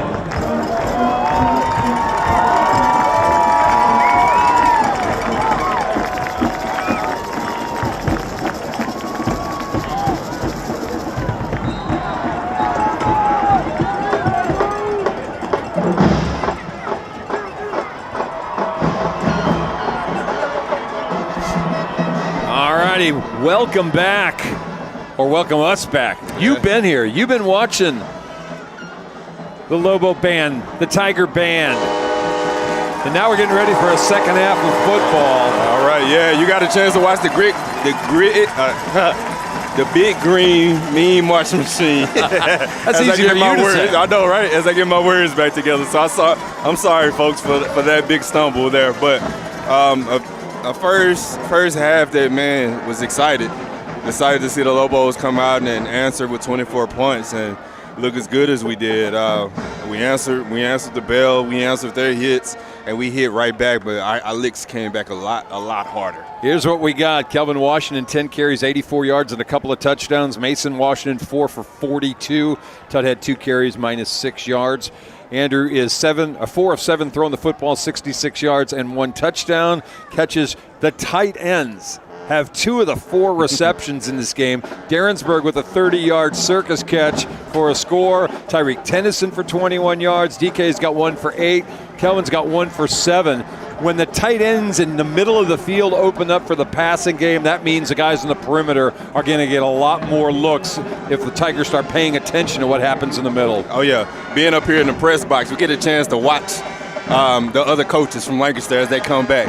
A lot of the coaches had some looks of frustration as they would just – as they're surprised to see what they're seeing right now, but not us. We've seen this all year in and year out. But we're respecting them. But, you get to the third round for a reason. You're a very capable team, a team that's putting up big points. So we're still in for the fight. And here's the beginning of half number 2. Lobos are going to start at about the 29-yard line on that little squibby kick. And off we will go. Here's our offense one more time. And the offensive line did an unbelievably good job in the first half. We tipped the hat. They had some bobbles early with some false starts. Hopefully that has gone away. But the combination of Longoria, Watts, Morgan, George, and Murray, a really nice first half. And you're right about that. That offensive line definitely did wonders by paving the way for big gains after big games. You want them to play smart here. Watch the shifts from this Lancaster team. You don't want to be able to start out further. And how about on first down to the 40, cut by Boosie down to the 50-yard line. There's 21 more to add to the total. Hey, this is a man, Mr. Big Play, Mr. Take It to the house at any given time. Boosie Washington. It's looking good tonight, man, and he just reeled off a big long one here to start out the first play of the drive for a big first down. Well, maybe the biggest play of the game, a 95-yard kick return that he took back. And that has kind of propelled things on the way. 21 yards on the first carry of the second half, just a yard on the second carry. That's all right. Hey, every play is not going to be a big play, but every play matters. And what matters is setting it up for the next play here. So you got to take some of those lumps. You got to take some of them. Some of those are just lick backs from the other teams. Everything is not going to be peaches and cream. So you got to look at getting it going after each play. Just setting it up. All right. Lobos are going to be fighting 2 things here. They're going to be fighting a little desperation on the sense of the Tigers, and they're going to be fighting that clock. Yeah. That clock can't run fast enough for us right now. And we're a team that we can still score with you, or we can score more than you, but we don't have to. So we're going to play our game here. Tutt back. He's got a man. Goes middle, tipped, and almost intercepted. Boy, there were 2 or 3 chances at that. The Lobo closest to it was Ethan Harrison, but K.D. Winston came back and almost got him an interception on a deflected ball, and now it's going to bring up 3rd down and 9. Yeah, anytime you see the ball bounce around more than one time here, and if you're on the offense, that's a bad feeling to have, to see that the ball is not in the grass here and it's bouncing around and could potentially get turned over. And I'm going to give you this. I almost thought Andrew held it too long before he made the decision to throw it. Yeah, you could tell Lancaster did an excellent job by covering up that tight end because that play wasn't there. This is right up the middle, just going forward to the 45-yard line. Now you get your decision about what are we going to do, and it looks like punt team's coming out for the first time tonight. And, yep, they called punt very quickly out of the gate here.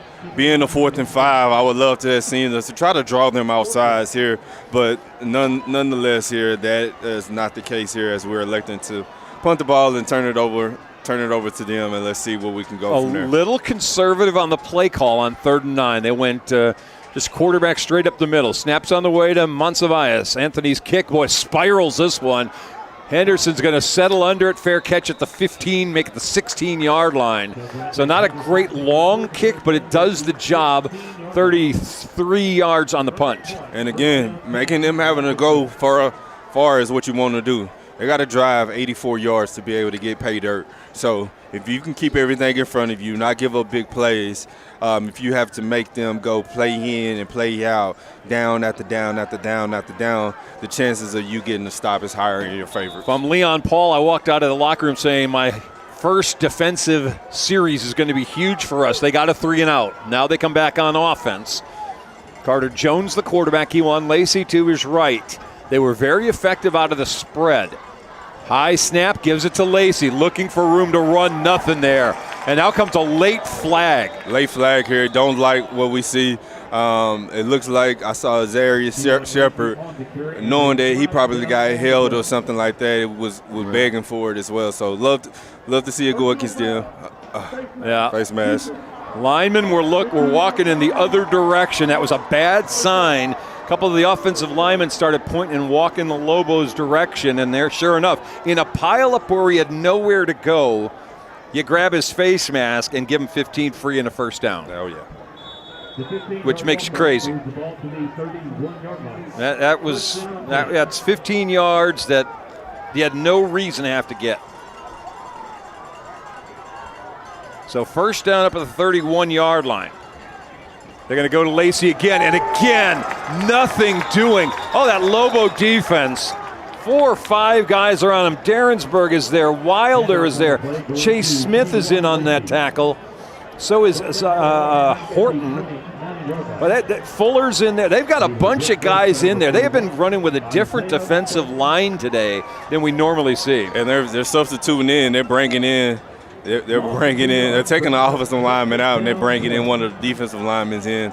As you saw right after that play, they're looking at each other with their hands up like, man, what are you doing? Block your guy, block your guy. Everybody's looking at each other with a lot of confusion from that O-line. Second down, and it actually lost a couple of yards. Second down and about 12, back to the 29. They're going to go to it again. This time got a hole. Lacey gets away from one guy, and he's going to have the sideline where they'll run him out of bounds at about the 47 of the Lobos. They had 3 really good run defense plays, and that one wasn't. Yeah, Lacey did an excellent job there by exploding through that hole, sidestepped to get to the outside. And once he got to the outside, the corner was beaten. He was able to get a first down easily and move the chains to get them in the plus side of the territory, on their side of the territory. All right, so it's going to bring up first down, and here come different unit of defenders out there. Christian Williams, Daryl Dolly, 92 and 91. A couple of big sophomore linemen. Now we're more in our base defensive package.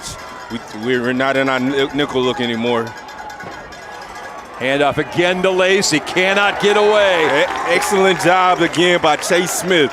He's been all over the place so far for the Lobos, coming in making big play after big play after big play. He just did it again for a tackle for loss there for the Lobos, or a gain of no yards. Yeah, I'll say no gain on the play. So it brings up second down and 10. The pursuit has just been outstanding. Hard to run wide on the Lobos. You can go up the middle. We've seen they've had some chance there and then bounce it outside, but to start trying to go wide just has not been terribly successful. Absolutely. Defense is just fast, and that's all across the board at all 3 different levels. Second down and 10. Empty out the backfield. Jones trying to throw out in the flat. Caught out there breaking a tackle and going forward for a couple of yards. That's Markel Porter, the second back. He'll be marked down at the 43 for a gain of 4. Yeah, he did a good job of just making something out of nothing, because the Lobo defense looked like they had him corralled and tackling the front here. And it looks like what was going to be a minimal gain of 1 or 2, he extended that out and made it look like it was a gain of 5 there to bring up 3rd and 5 or 3rd and 6. So 3rd down and 6. You start to get to a place where you think about 4-down territory.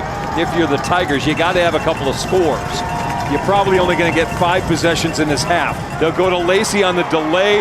That's going to be enough for the first down. That may actually be, it's the second back, Markel Porter, who gets the first down out across the 35. They'll mark him at the 31-yard line. Lancaster seems like they're having a little success this drive, which looks like a little counter from the gun look there. They ran it on 3rd down and 3rd and forever, and they got a first down to be able to move the chains, and now they're looking like they got the ball right here on the 30-yard line, moving in again. So a drive that started right there at the neat where for them to go on the 15-yard line, they seem to be moving it pretty good.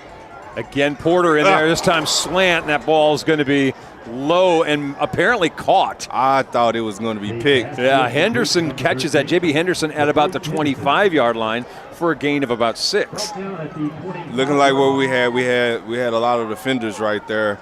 I thought he was throwing it to the inside receiver, but he elected to the outside, which is the perfect, which was where he needed to throw it to. Fastball for Carter Jones gets him 2nd down and 4. This has been a good drive, aided by that face mask. This has been a good little opening gambit by the Tigers here in the second half. We're down to 8-11 or so to play. Jones back to pass again. He's got a guy. Caught across the 20 and wrestled down at about the 19-yard line for another first down. He looks like he's down. He's slow to get up. Their big play guy, number 0. He's a tough kid. Yep. He's a tough kid, battled through a lot of adversity, but he hasn't missed a game so far for the Tigers. Man, he's a kid you got to keep your eyes out on, because he can do some dangerous things with the ball that's in his hands. If you weren't with us pregame and you weren't with us the first time we played these guys, Martin was a victim of a gun shooting at a party one night on Mother's Day. Actually took 4 bullets, and one of them in the leg that got him pretty good, and they were afraid he wasn't going to be able to play. Handoff this time, Kewan Lacey back in there, a yard at most to the 18-yard line. We're at 2nd down and 9. Yep, that puts them in the red zone, but the Lobo defense was, as they've been all year, been tough against the run here. It's not letting Lacey get going, so that's a good stop to not being anymore, as you pretty much kind of run out of real estate behind you here. I misread the clock a minute ago. It's actually coming up on 5 minutes to go in this third quarter. This has been a very time-consuming drive by Lancaster, which is fine if they don't score. Absolutely right. Again, we kind of talk about, usually 5 possessions, 6 if you're really lucky, and we're going to get a timeout. It's going to come with 4 seconds on the play clock. They were about to run out of time. An early timeout in the first, in this drive of the third quarter here. You like to see them with you battling behind to keep that rolling, or keep them timeouts late in the game, but they have elected to use one right here. All right, well, it comes with 4:54 left to play in the third quarter. Again, a reminder, this is the regional semifinal game. Lobos are 11-1. They're playing without Taylor Tatum, who had, I believe he's had the surgery already. He's got his arm up in a cast for what looks like a wrist injury, dislocated, fractured, whatever the diagnosis is. That's probably going to end his season. Hopefully he's back in time for baseball. Absolutely. You got a dual sport athlete that's capable of running good, doing well in track too. Jones runs out of pocket. He's going to roll right, and he's going to be escorted out very close to the first down at around the 11. He needs the 9 for a first down. Let's see where they mark him. They'll put him at the 10, so 3rd and a yard coming up. 3rd and a yard here. We're in our base front. We definitely need to get a stop here to not allow the Tigers to score a touchdown here. Jones is not a runner. He doesn't, I don't think, has 100 yards on the season. But he can definitely run the ball, as he's shown earlier. He exploded on the big, long 3rd down. He was able to get a first down for the Tigers. A couple of them now. 3rd down and short. They're going to go back to Lacey again. He's trying to fight for the first down. I don't know if the last push, but it surely has a big. That's going to hurt the Tigers. That sure looked like a hold at the end of that, where one of the Tigers literally threw a Lobo toward the goal line as that play was coming to the end. I'll be shocked if this is anything but a hold on the Tigers. Absolutely. I didn't get a good eye on what it was. Maybe they're calling a personal foul because it happened after the play as well. Well, I'd rather it be a hold. Yeah. But it's not going that way. But again, that puts them back farther. But it's a new set of downs for them. All right, so they're going to walk the chains back, so they get the first down at the 8. Now they'll mark the thing back to the 23. A right call there because it was definitely blatant, and it definitely happened outside of the play here. So I didn't get an eye out on which player that they called there. As Longview, they're trying to substitute in, but they already have their base defense in. So from the 23-yard line, first down and 10. Jones back, got time, middle of the field, caught, touchdown. Yeah, that middle was just wide open. Not sure what coverage we was in. The receiver ran a post route. It beat the corner to the inside, and without help on the inside from your safety, that is an easy pitch and catch for the Tigers to get them back on the scoring board here in this third quarter. Cam Robinson on the reception. A point after here to make it a one-score game. It's 24-16. Again, be careful right here. Longview could block this kick, as I saw some penetration earlier. Oh, they almost got there. Castro, the kicker, gets it in. Makes it a 7-point ball game. 4:15 to play in the third. Lancaster get the only score of the quarter so far, makes it 24-17. Back in a minute here on Longview ISD's presentation of Lobo football. I'm just a product of Longview and LASD. They want their students to be successful, to get good grades, to feel safe, and focus on what's important. LASD has just countless opportunities that's just integral in grounding a student and allowing them to fulfill their potential. LISD has just really prepared me in that I feel I'm a very well-rounded person. I know I'll be able to do amazing things, and I wouldn't have been able to do that without Longview ISD. Alrighty, welcome back. 4:16 left to play. It was a 13-play, 84-yard drive. Ate up 6 minutes and 16 seconds. They have had 2 really long drives so far in this game.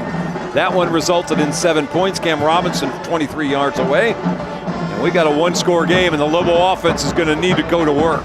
Oh, short kick and well plucked out of the air. Yeah, holy cow. Show some excellent hands there to be able to corral that ball and to keep it in play here, and give us great field position to start out with. When we're right here close to midfield here, we just have to play our game here and just do it, take care of our business. Ball's going to be at the 4. I think that may have been Alex Hawkins that grabbed that. Yeah, I didn't get a good eye there because it happened so fast. I was looking to see was they going to kick it deep to Boosie, and of course they didn't. They elected to kick it short. All right, so Lobos at the 44. To the ground, they're trying to go wide. And still dragging a defender with it. Boosie just not wanting to go down. Will go finally out of bounds at the 48-yard line after he gains 8. Hey, that's that offseason work there. They're running with the sled. He was running with bad intentions. He wasn't going to allow an arm tackle to get him down right there on the sideline as he was still trying to truck the defender along. And Bryce, that was a good, excellent first down run. Excellent job by Boosie to get on the outside to be able to get us more yards. Really come up with second and short. Important possession right here. Looking and fighting his way for a first down out to about the 45-yard line. Hard run for about 3 when they needed to. Move the chains. First down puts us in plus territory. Right here, first down. Probably see a good run play here. If we get good yardage, don't be surprised to see a play action pass up off of it to try to explode for a big gain. That was Mason with the carry. Gets the first down at the 45-yard line. An important drive that really needs points. 3:26 to play. in the third. Mason blocking for Boosie, who will be upended at the 37-yard line after a gain of 3 more. Anytime you get more than 3 yards on a running play, that is a successful running play here, as it looks like the ref is calling the timeout to get a player with the helmet coming off as he's electing to run the clock again. They start to actually move that to the 41, so 4-yard gain on first down. And for Boosie so far in the game now, he has 118 yards on 14 carries and 2 touchdowns. He'll get another chance. Up the middle, he'll dive forward to the 38-yard line for a gain of about 3 more. A big gain there. Brings up a 3rd and short here. 3rd and 2. Looks like they gave him an extra yard. As the line judge on our side was able to see where he fell down a lot better than the one on the far end. So out to the 37-yard line. We got 3rd down and 2. Lobos can get 1 more at the 35-yard line to move the chains. Tut coming in with a play. Clock running, 2:20 left to play in the third. Lobos up 24-17, looking for a spot in the regional finals. Mason at fullback. He's going to get the handoff, and he got spun around, looked like short of the first down. It's going to bring up 4th down and 1. But hey, I would definitely go for it right here. You're in a situation where if you got to get 1 yard, you believe in yourself, you believe in the team, that we're going in a heavy look, and we're definitely going for it right now on 4th down. 150 and counting here in the third. Big offensive play for the Lobos. Big play here. If you feel like if you're Lancaster, this is where you want to stop. But if you're the Lobos, you believe in yourself to get 1 yard. 3rd down, Tut up the middle. And he gets it. He's got it. He's across the 35. Tigers trying to say no first down, but Tut easily cleared their line of scrimmage. A full yard past the line of scrimmage. He easily cleared that line of scrimmage before he got hit. So easy call, 1st down, move the chains. That's the 2nd first down of this drive here that brings up with under a minute and a half left to go. Tigers probably, some of these guys not going to get a career refereeing. they blew that call. They're biased. They're ride with their team and their side, and respectfully so, but you got to call a spade. That's 1st down all day long. Boosie lone back, handoff to him up the middle. Nah, not much. Boy, big tackle.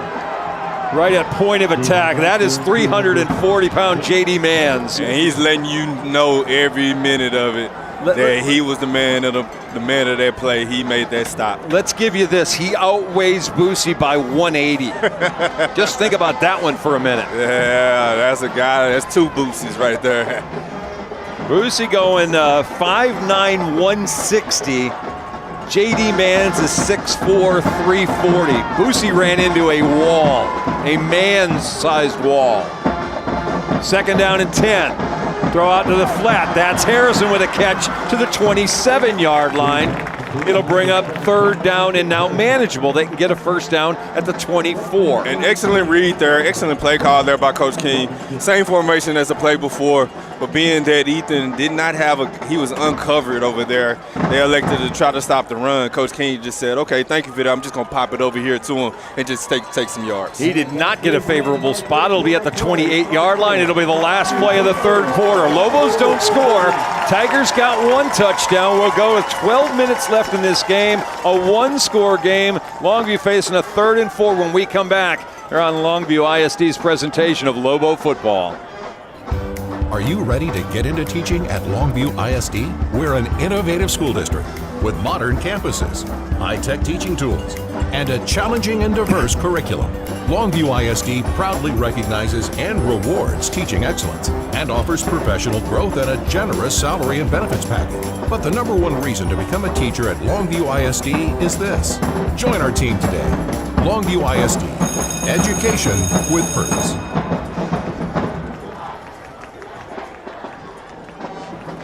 All right, welcome back. One 12-minute quarter left to decide who's going to join. It looks like Forney in the regional finals. Last score we had from the Jackrabbits had him up 20 on Richland. Yeah, that game, I looked at it, and there was a lot to a little. Looks like they're about ready to punch their ticket. We still have to take care of our business. We have a quarter left to play here. We're in a dogfight. We're in a ball game here where we only up by 1 touchdown, 7 points. But we got the ball going into the red zone on a big-time third down play right here. 61-40, Forney with the lead in their game. All right, back to it. 3rd down and 4 now at the 28-yard line. Boy, a couple of Tigers moved. We'll see if there was contact. Because if they made contact, Longview's going to get a 1st down. He's looking this. The referee that threw the flag is asking for the line judge for some help. So he's looking. He made a call, but he wants to make sure that he's making the right call here. This is a big-time call. If it's a 5-yarder on Lank, they're going to point in the wrong way. Those guys moved, and apparently the Lobos flinched, and that's 5 yards. It's not going to make John King happy. And he's letting the line judge hear earful for him because, man, that was a tough call there. As they continue, they move forward, move side to side. They did everything that they could to create a false start, and they got it. And as long as they stay on their side of the line of scrimmage, they can do all that. Yeah, they can. You can get away with it. Now, if you start barking out snap counts, that's a different thing. Yeah. But you can shift and you can reset, and that offense has to hold. And it looked like that's what we was trying to do because Tuck was getting ready to call a play there, and we just jumped off before we can get it going. Back to it. Moosey, hand off to him. Oh, yeah, a little bit of room, and then it closed up in a hurry. He got to the 30 only. He had one more guy to beat, and he was in the clear and just could not get past him, and now it's 4th down. 4th down here, 4th and long. Coach King is trying to figure out what he wants to do. He's electing to go for a kick. Oh, wow. Long field goal here. It looks like there's no win as well. Anthony Monsiváis has hit from 45 yards. This is going to be about 46 and a half. Hey, Coach King knows what he has in this kicker. He had a good kick earlier here. Let's see, does he have another one? As it looks like we jumped off. We jumped again. No! My goodness. This team has been doing this game in and game out. We know it. We know that they're going to do it, and we still fall victim to it, play in and play out, as now we're punting the ball. Yeah, you can't go now. I mean, you can't kick now. No. Now you're asking to get from 51. Frustrating. And so the 3 potential points don't happen. And now Anthony's going to stay out there, but not as a field goal kicker, as the punter. Yeah, it's frustrating when you get to that situation here, and then we don't have all our team in. No. We're missing some players. Yep, guys don't know where they're supposed to be. We're going to have to take a timeout. Actually, coach is probably just allowing more time to run off. As we're actually missing the most important person, and that's our deep snapper. Probably need him. We're definitely going to need him there. All right, they've got a guy back at the 10-yard line.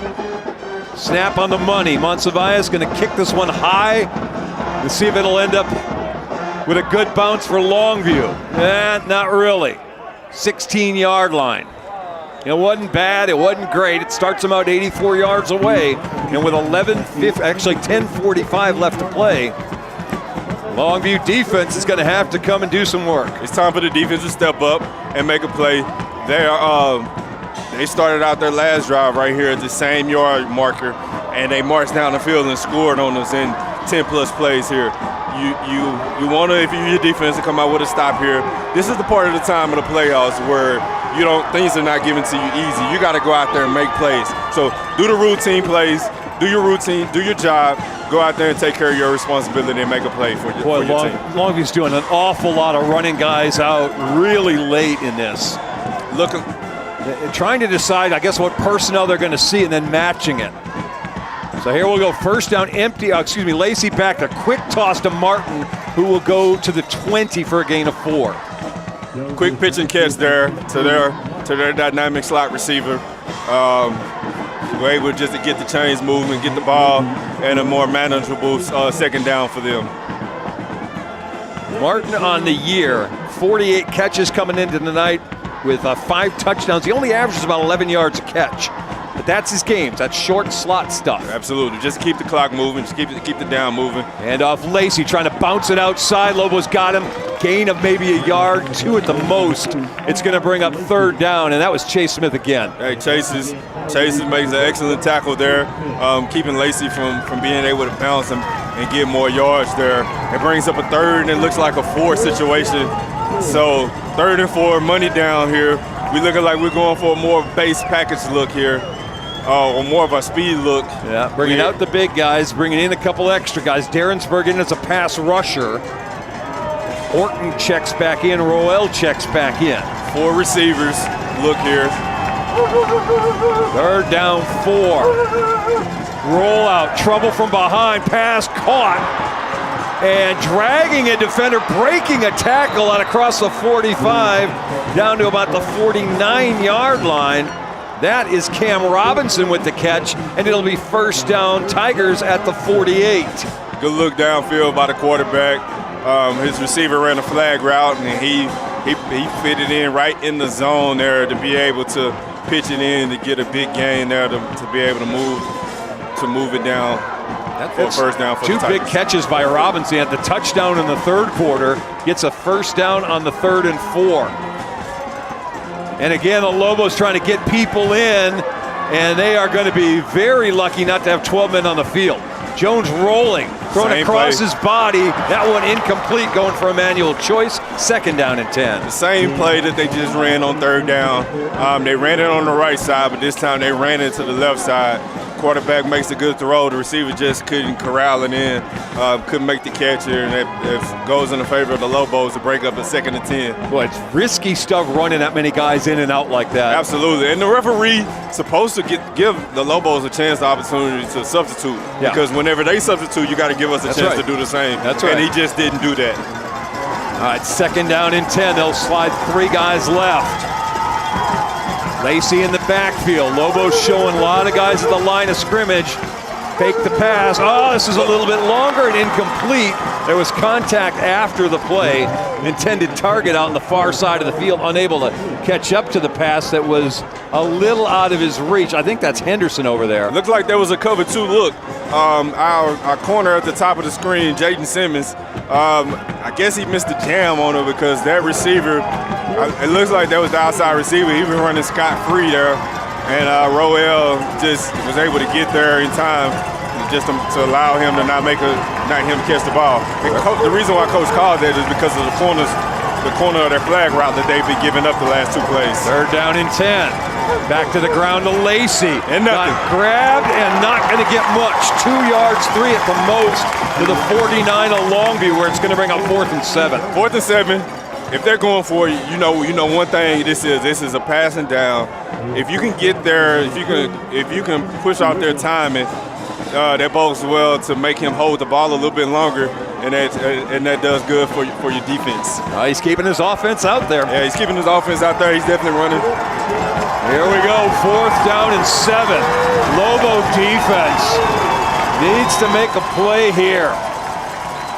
Yeah, and they had to take a timeout. The play clock was winding down on them, and so they'll take the timeout with 8:37 left to play in this 1-score ball game for a chance to go see Forney one more time. One of these 2 teams is going to see a district opponent again next week. Absolutely. And they're going to be in a little warmer climate. Absolutely. You're not going to have to worry about the elements. You're not going to have to worry about what you're going to wear and stay warm. You just need to get there and enjoy a game and be loud. And the elements, the only thing about it is going to be a little bit louder because you're indoors. We just need to get there. We just need to get there. That's it. We take care of business on our end and we'll be all right. I don't care how loud it is. I don't care what I got to wear. Absolutely. You just want to get there. I just want to punch my ticket to be able to play one more week. And the good thing I was talking to Coach King earlier, the good thing about practicing after Thanksgiving, you get a chance to do it again. And so that's exactly what we're faced with. We got a 7-point lead, 4th down. We want to be able to take advantage of this and get a stop here and come away and try to get ourselves closer and closer to winning this ball game. Look, the Tigers have done a better job on pass protection this half. This is a chance now where the Lobos would love to get to that quarterback. Yeah. 4th down and 7. They've got to get to the 42 for the first down. Lacey to the right of his quarterback. Looked like a cover 3 look here. One safety up top. We're trying to figure out what we're going to do. Martin in motion. He'll go back and reset. Here comes the rush. Jones passes, slant, caught, first down, 38-yard line. They have been working the inside slant successfully, and again, it is number 1, Cam Robinson, who's kind of become the go-to guy in the second half. Yeah, I mean, he was able to make a good route against Willie. Looks like he had an in route, a dig route, and he was able to make a good tough catch there to move the chains for the Tigers. First down, 38-yard line. You kind of feel like it's Lacey time. Sure enough, they'll hand it to him up the middle, trying to break it outside, and will fight his way down to the 30-yard line for a gain of 8 on first. Yeah, good run play there for them to be able to get Lacey in good field position and get him in the open field there. It's a good first down run from them. 7:50 and counting. Tigers have had the ball a lot in this second half, it feels like. Yes, these are long drives. Martin will flip from left to right side in the slot. Second down and 2. Give it to Lacey again. He's got a first down and more. To the 20, the 15, and down to the 13-yard line. First down and 10 there. Big time. He read off a big-time run there to get them inside of the red zone. Clock stops here. It looks like Darrensburg is coming out. His hat came off of him, so he has to sit out a play here as we're looking to beef up our linemen to get them in to be able to combat them, thinking that it's Lacey time and that they're going to run it. Lacey, 18 carries, 158 and a score. That score was an 87-yarder in the first quarter. 6:50 and counting. First down at the 13-yard line.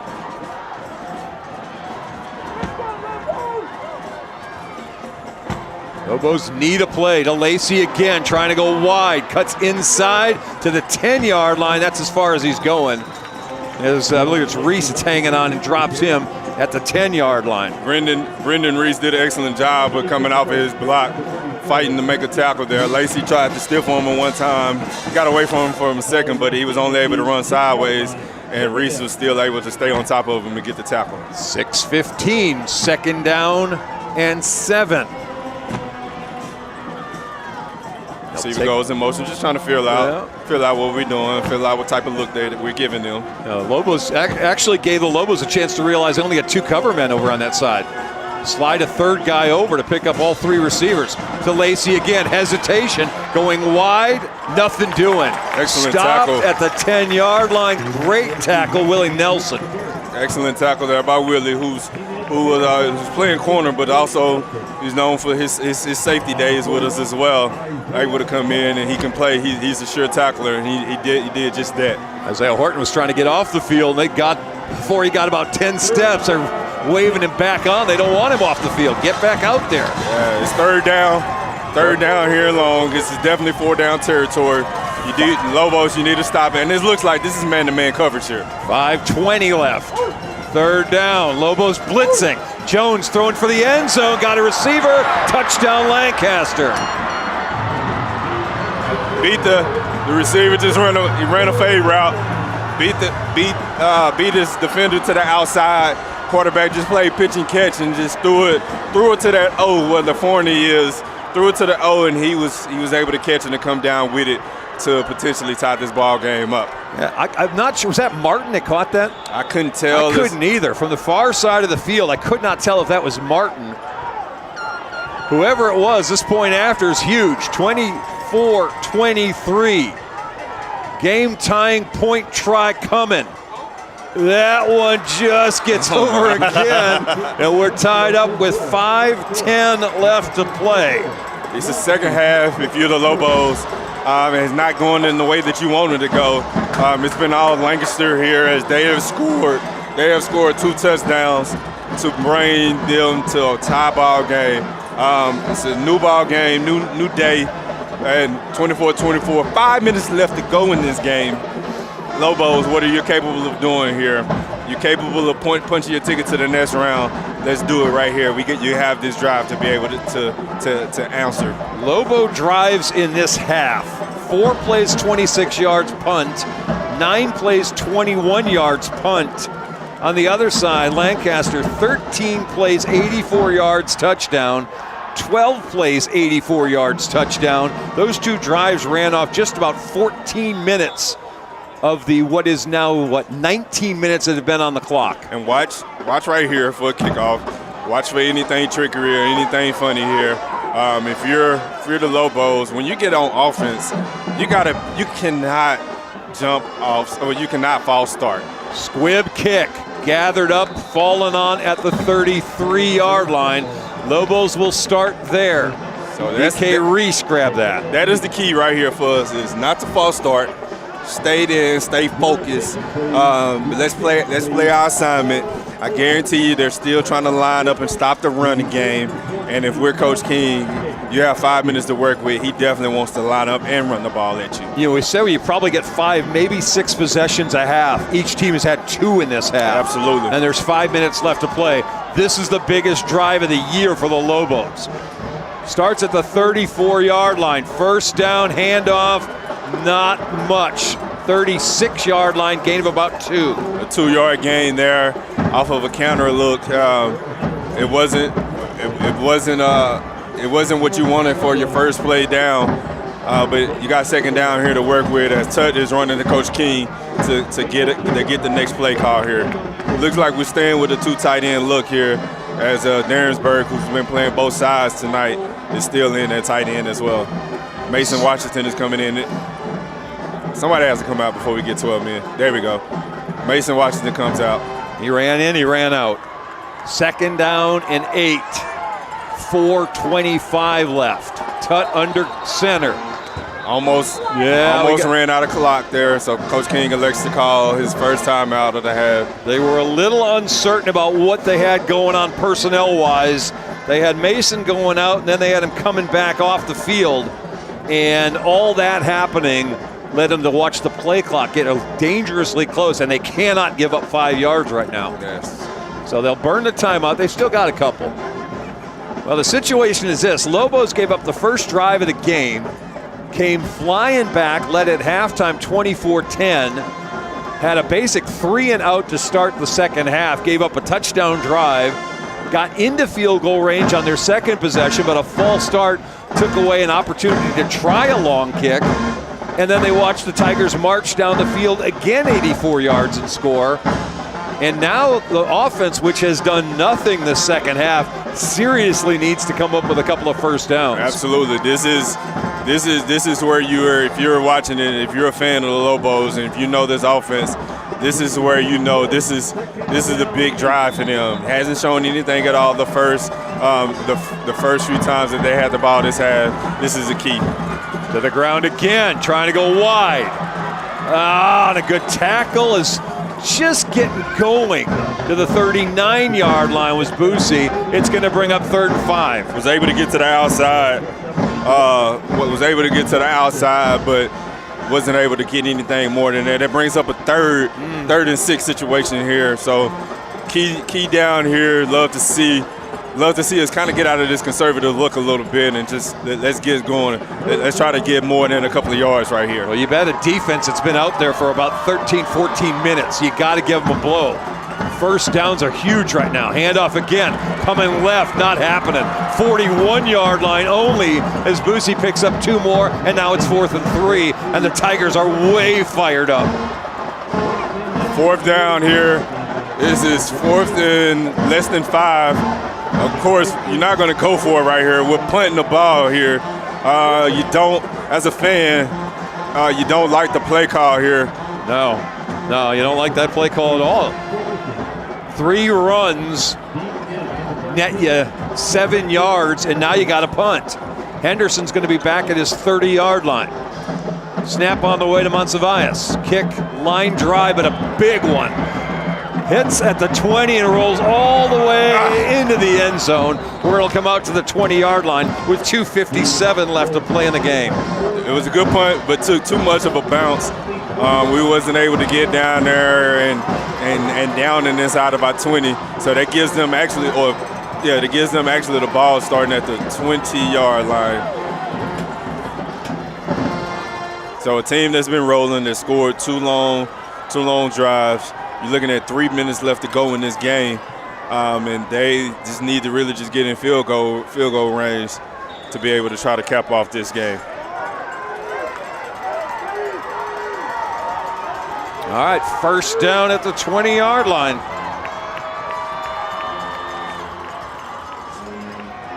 Lacey to the 29, almost the 30 for a gain of about 9.5. Had to hold on to the ball there, so elected to go down real quick. It's looking like I think that was Zarius Shepard.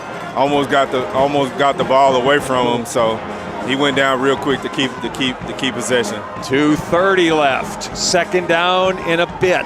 Zone look here on defense, as nobody went with the receiver as he went in, gave a little motion here. Lacey first down to the 35, maybe to the 36-yard line. And that was just a power play. Lacey just ran the ball, and he was just going to get that first down. And the clock is moving. You got 2 minutes and 15 seconds to go in this game. Lobos need a turnover. Somebody's got to make a play. They'll pass this time out to the flat.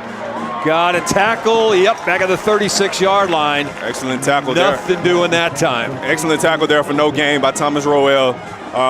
Playing the safety, was down in the box as he's been having to play a lot there tonight with this look that they've been giving us. Was able to make a play there and keep this clock rolling. Minute and 45 seconds left to go. Looks like Lancaster is not in any type of a rush here as the play clock is going to under 90 seconds. Second down and 10, no gain on that pass. Chase Smith flipping sides. Lobos matching up. They finally moved three receivers right. Jones, quick pass. Oh! Almost pick. Boy, just mentioned Chase. He almost got him a pick.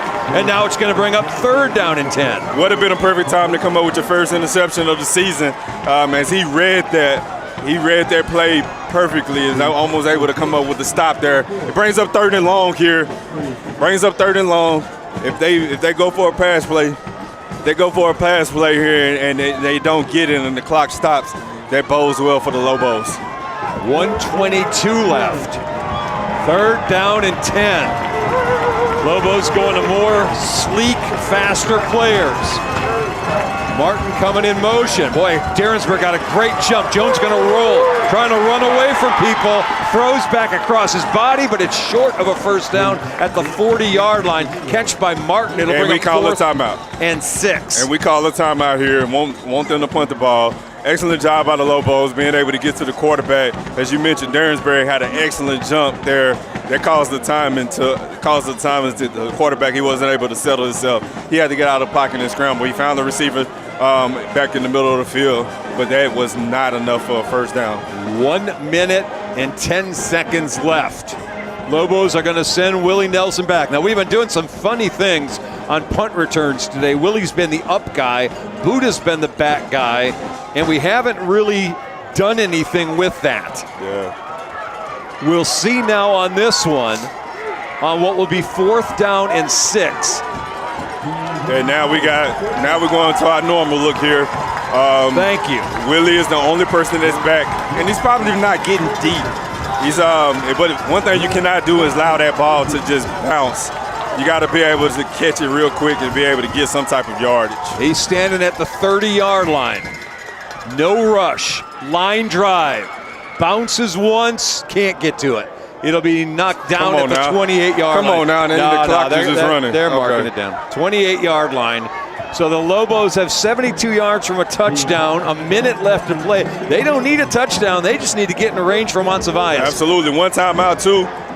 So they got one timeout in their pocket to work with. So love to see us to get down there and kick a field goal, and let's get this over with. We know he's hit from 45. They were willing to try from 47. That means you got to get to about the 30, which means the Lobos need about 35. Well, let's see where they are at the 28-yard line. It means they need about 42 yards. You got a minute to get there. You got one timeout. I formation, handoff. Nothing doing, second down. Still won't throw the football. Still won't throw the football is right. I guarantee you there's a lot of angry fans that's out here in the stands that's watching this game. They didn't like to see us go conservative there, and it's Lancaster looks like they're called the timeout here. Yeah, why wouldn't they? Yeah, they're calling the timeout if Longview's going to play this conservative. Lobos actually looking like they want to play for overtime. Tigers looking like they want to get that ball one more time, and if they can get a shot at it, why not? Absolutely. Longview's looking like a team that's being real conservative, being extra right now, and just want to just inch their way out of this game here instead of finishing in dominant fashion as we've done all season. So a lot of fans, including myself, is not liking the way that the second half is going. But, man, we got opportunity here with 40-some seconds left to go in the game. Lobos, let's get this game over. Lobos outgained 184-55 in this second half. We've got 2nd down and 9 coming up. 47 seconds left to play.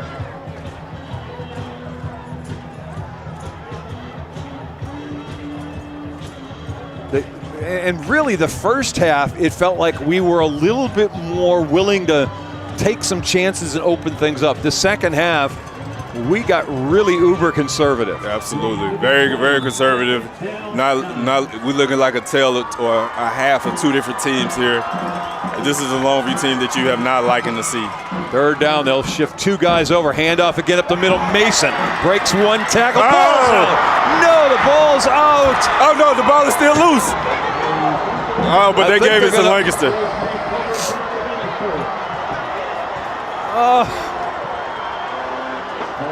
You gotta be kidding me. We got an offensive lineman that's down hurt right now too as well.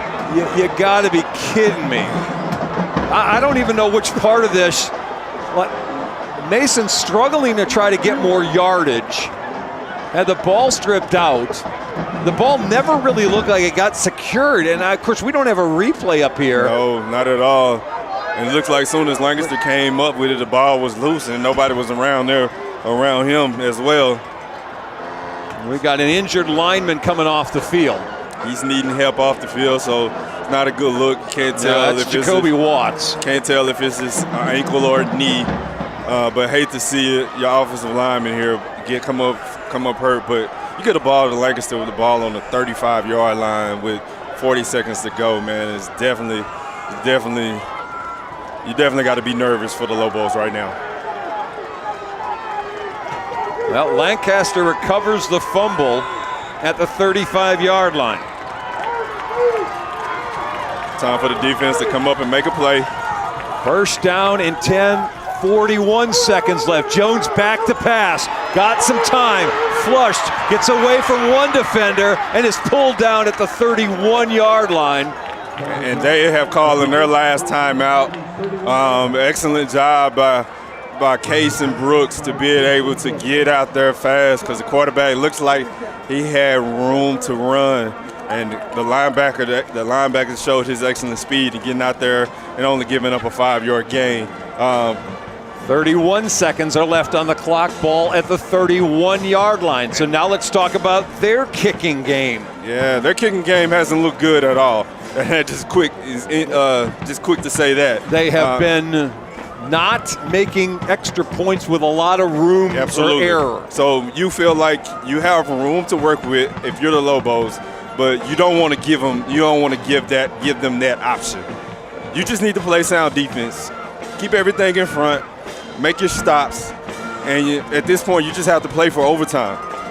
Well, they need to stop right now, and you want to make sure this ball doesn't get any closer than, I would guess, about the 20-yard line. Yeah. You'd be looking about a 36, 37-yard kick from there. Feels like it's a little long for Andres Castro, but that's only 11 yards from where you are right now. 2nd down and about 6 at the 31-yard line. Jones back, throws, got deep middle. Ball knocked away last second.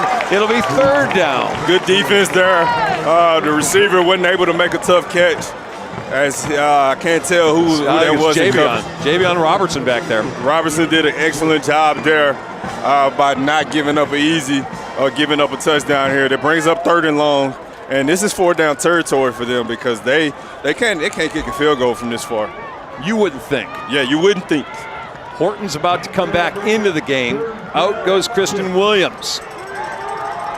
Now, again, we don't know what their kicker's range is. They still, I believe, have 1 timeout left.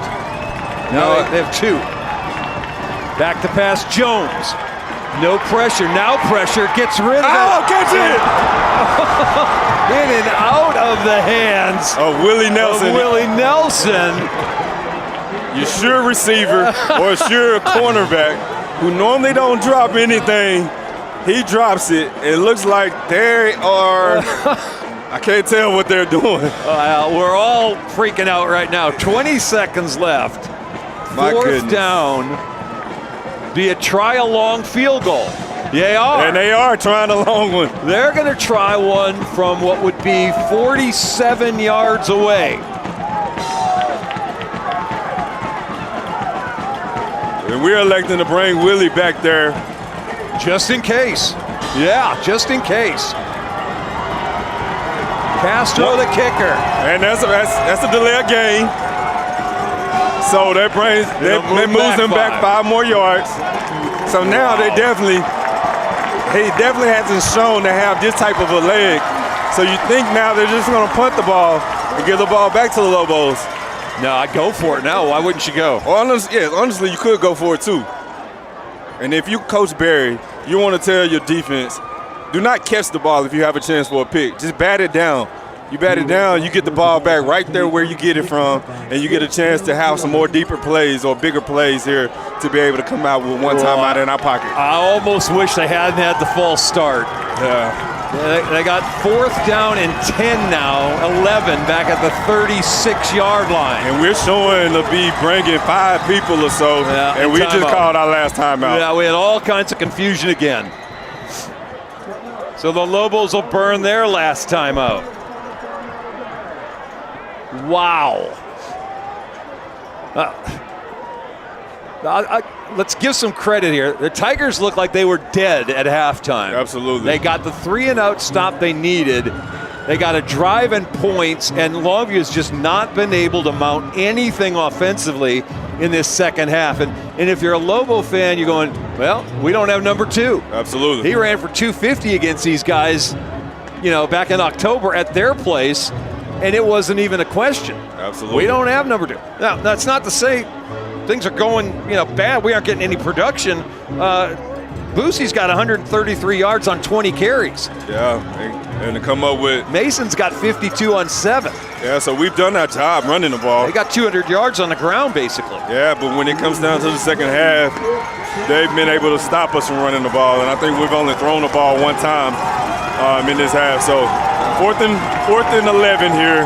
They're just trying to get that 10, 11 yards and bring that kicker out for a more reasonable shot. Back to pass. Time. Jones pass. Caught. 1st down, 20-yard line. Another catch for Robinson. And now they're going to set themselves up to spike the ball, you would think. And they do, with 9 seconds left to play. 9 seconds to go. Looks like a very makeable field goal here. You got 9 seconds to go in the game, and then they're bringing on the field goal team right now as they can't afford to run another play with no timeouts. Well, I said I didn't like that penalty. That actually hurt the Lobos. It definitely hurt them. That middle was wide open, going in that empty look. I don't know if I don't decline that penalty if I was Coach King and say, I want you to kick this. Instead, they're going to line up from 36 and a half, right in the middle of the field. Snap's good. Kicks on the way. Lot of leg. Got it. With 3 seconds left to play, Lancaster goes on top, 27-24. And they are losing their minds on the other side of the field. Yeah, this is one of those situations where you got to be kidding me. As they just now throwing a flag, which is gonna take 15 yards off, or it might be a sideline warning, which they may just take that and eat that. With 3 seconds left to go in the game, they're gonna just squib it and make us eat as much time as we can off the clock. The Lobos outscored in this second half 17-0. And I'm dumbfounded. I'm a just man dumbfounded. I'm a man of no words because I'm just completely flabbergasted by the outcome of what I've just seen in the second half. You put up 24 points. You're looking like you was well on to moving into the next round, and you just become very, very, very, very, very conservative, and you just don't do anything with the limited possessions that you're giving yourself. But you got to also look at the defense. Defense, they give up multiple drives. They allow them to score every single drive that they have the ball. Every time that they have it, allow them to move and march up and down the field with going 8+ plays, and they didn't give them up with a stop at all. So it goes hand in hand. It goes offense, defense. Both got to wear it, but at the same time, man, you got to be ashamed. You got to be ashamed to see this performance in the second half. Lancaster with about 2-1 time of possession difference over the Lobos. It's about 26 minutes to 14, and I'm not exactly accurate on mine because I'm running a running clock on a pad, but it's close to a 2-1 margin of time of possession, which I can't remember the last time the Lobos had a 10-minute time of possession difference against a team that really just grounded on them in the second half of this ball game. And for us to get outplayed in the second half, that is not Lobo football. We have not played like that all season long. All right, here's the kick. It's going and we're going to go down as soon as we catch it. It leaves 1 second on the clock. They're starting to run out. There should be a second left on the clock. There has to be. They went down immediately with the ball, gave yourself up. That's the end of the play. There was a second when I looked over at it, and so they're going to have 1 second left to try to do something miraculous. Ball's going to be at the 44, 43-yard line. The Lobos are going to have to, well, a pass interference only gets you 15 in high school, so that's not going to help you a whole heck of a lot. Oh, yeah, and Coach King is electing to bring in D.D. Williams, who is your big 6'5", 6'6" receiver. He's having to come in and play jump ball and make a catch right now. Tut is going to have to throw. He's going to have to show off that baseball arm and get this throw off. And, man, this Lancaster team has gotten 3 players back, including Lacey. He's their deep guy in the middle of the field, making sure that nothing gets past them. All right, they've got 3 guys back at the 20-yard line playing prevent. You got DK and you got Dede on the same side of the field. Tut, short throw intercepted. Jones with the interception. He's going to try to run this thing back. Finally realizes go down. He does. Tigers finally beat the Lobos after losing 5 consecutive times, including earlier this season. The number 4 team in the district just advanced to the regional finals where they'll meet Forney, and the 11-game winning streak of the Lobos comes to an end here in Forney today. And as you hear behind us, the Lancaster team, the Lancaster team that was dead in the water for the first half has came out, and man, they play. They show you why they're here in the 3rd round of the playoffs. It's a team that didn't give up. Yep. They didn't give up. They stayed the course. They played their ball game, and they live to fight another day, and we don't. Yeah, it's a disappointing end to another really nice season. They lost the opener to McKinney, came back and won 11 consecutive games, won the district handily, beat every comer in district, won the first 2 playoff games by big margins, had a 24-10 lead at the half here, and like you said, we're coasting on their way to look like the regional finals, looked like it was going to be Forney and Longview in the regional championship, and Lancaster, well, everybody may have counted out for dead, came back in the second half and just outplayed Longview. Absolutely. They go to 8-5 on the year. The Lobos finished the year 11-2, and it's a heartbreaker. And it's a heartbreaker because it ended so quickly. Yeah. The guys that we want to see another week of, the Willie Nelsons, the DK Reeses, the Zarius Shepherds, the Buddha Garretts, Tavion Moore, those guys' careers here at Longview just came to an end in, I'm not going to say the worst possible way, but pretty close to the worst possible way. It's tough to see these kids that have been 3-year starters who just 3 years ago we didn't know what we was getting in these kids. And these kids, they answered the bell. They showed that they was tough, resilient, that they was fighters, that they was dogs. To see their season come up, to see their career come up as a Lobo, to see their career come to an end as a Lobos, it's very heartfelt. It's very disappointing. It's heartbreaking to see this. And to see the last pass of Andrew Tutt's career in interception when he threw only one all year long. It was an outstanding season for guys like Tutt. He gets his name up in the top 10, 15 of Lobo quarterbacks ever.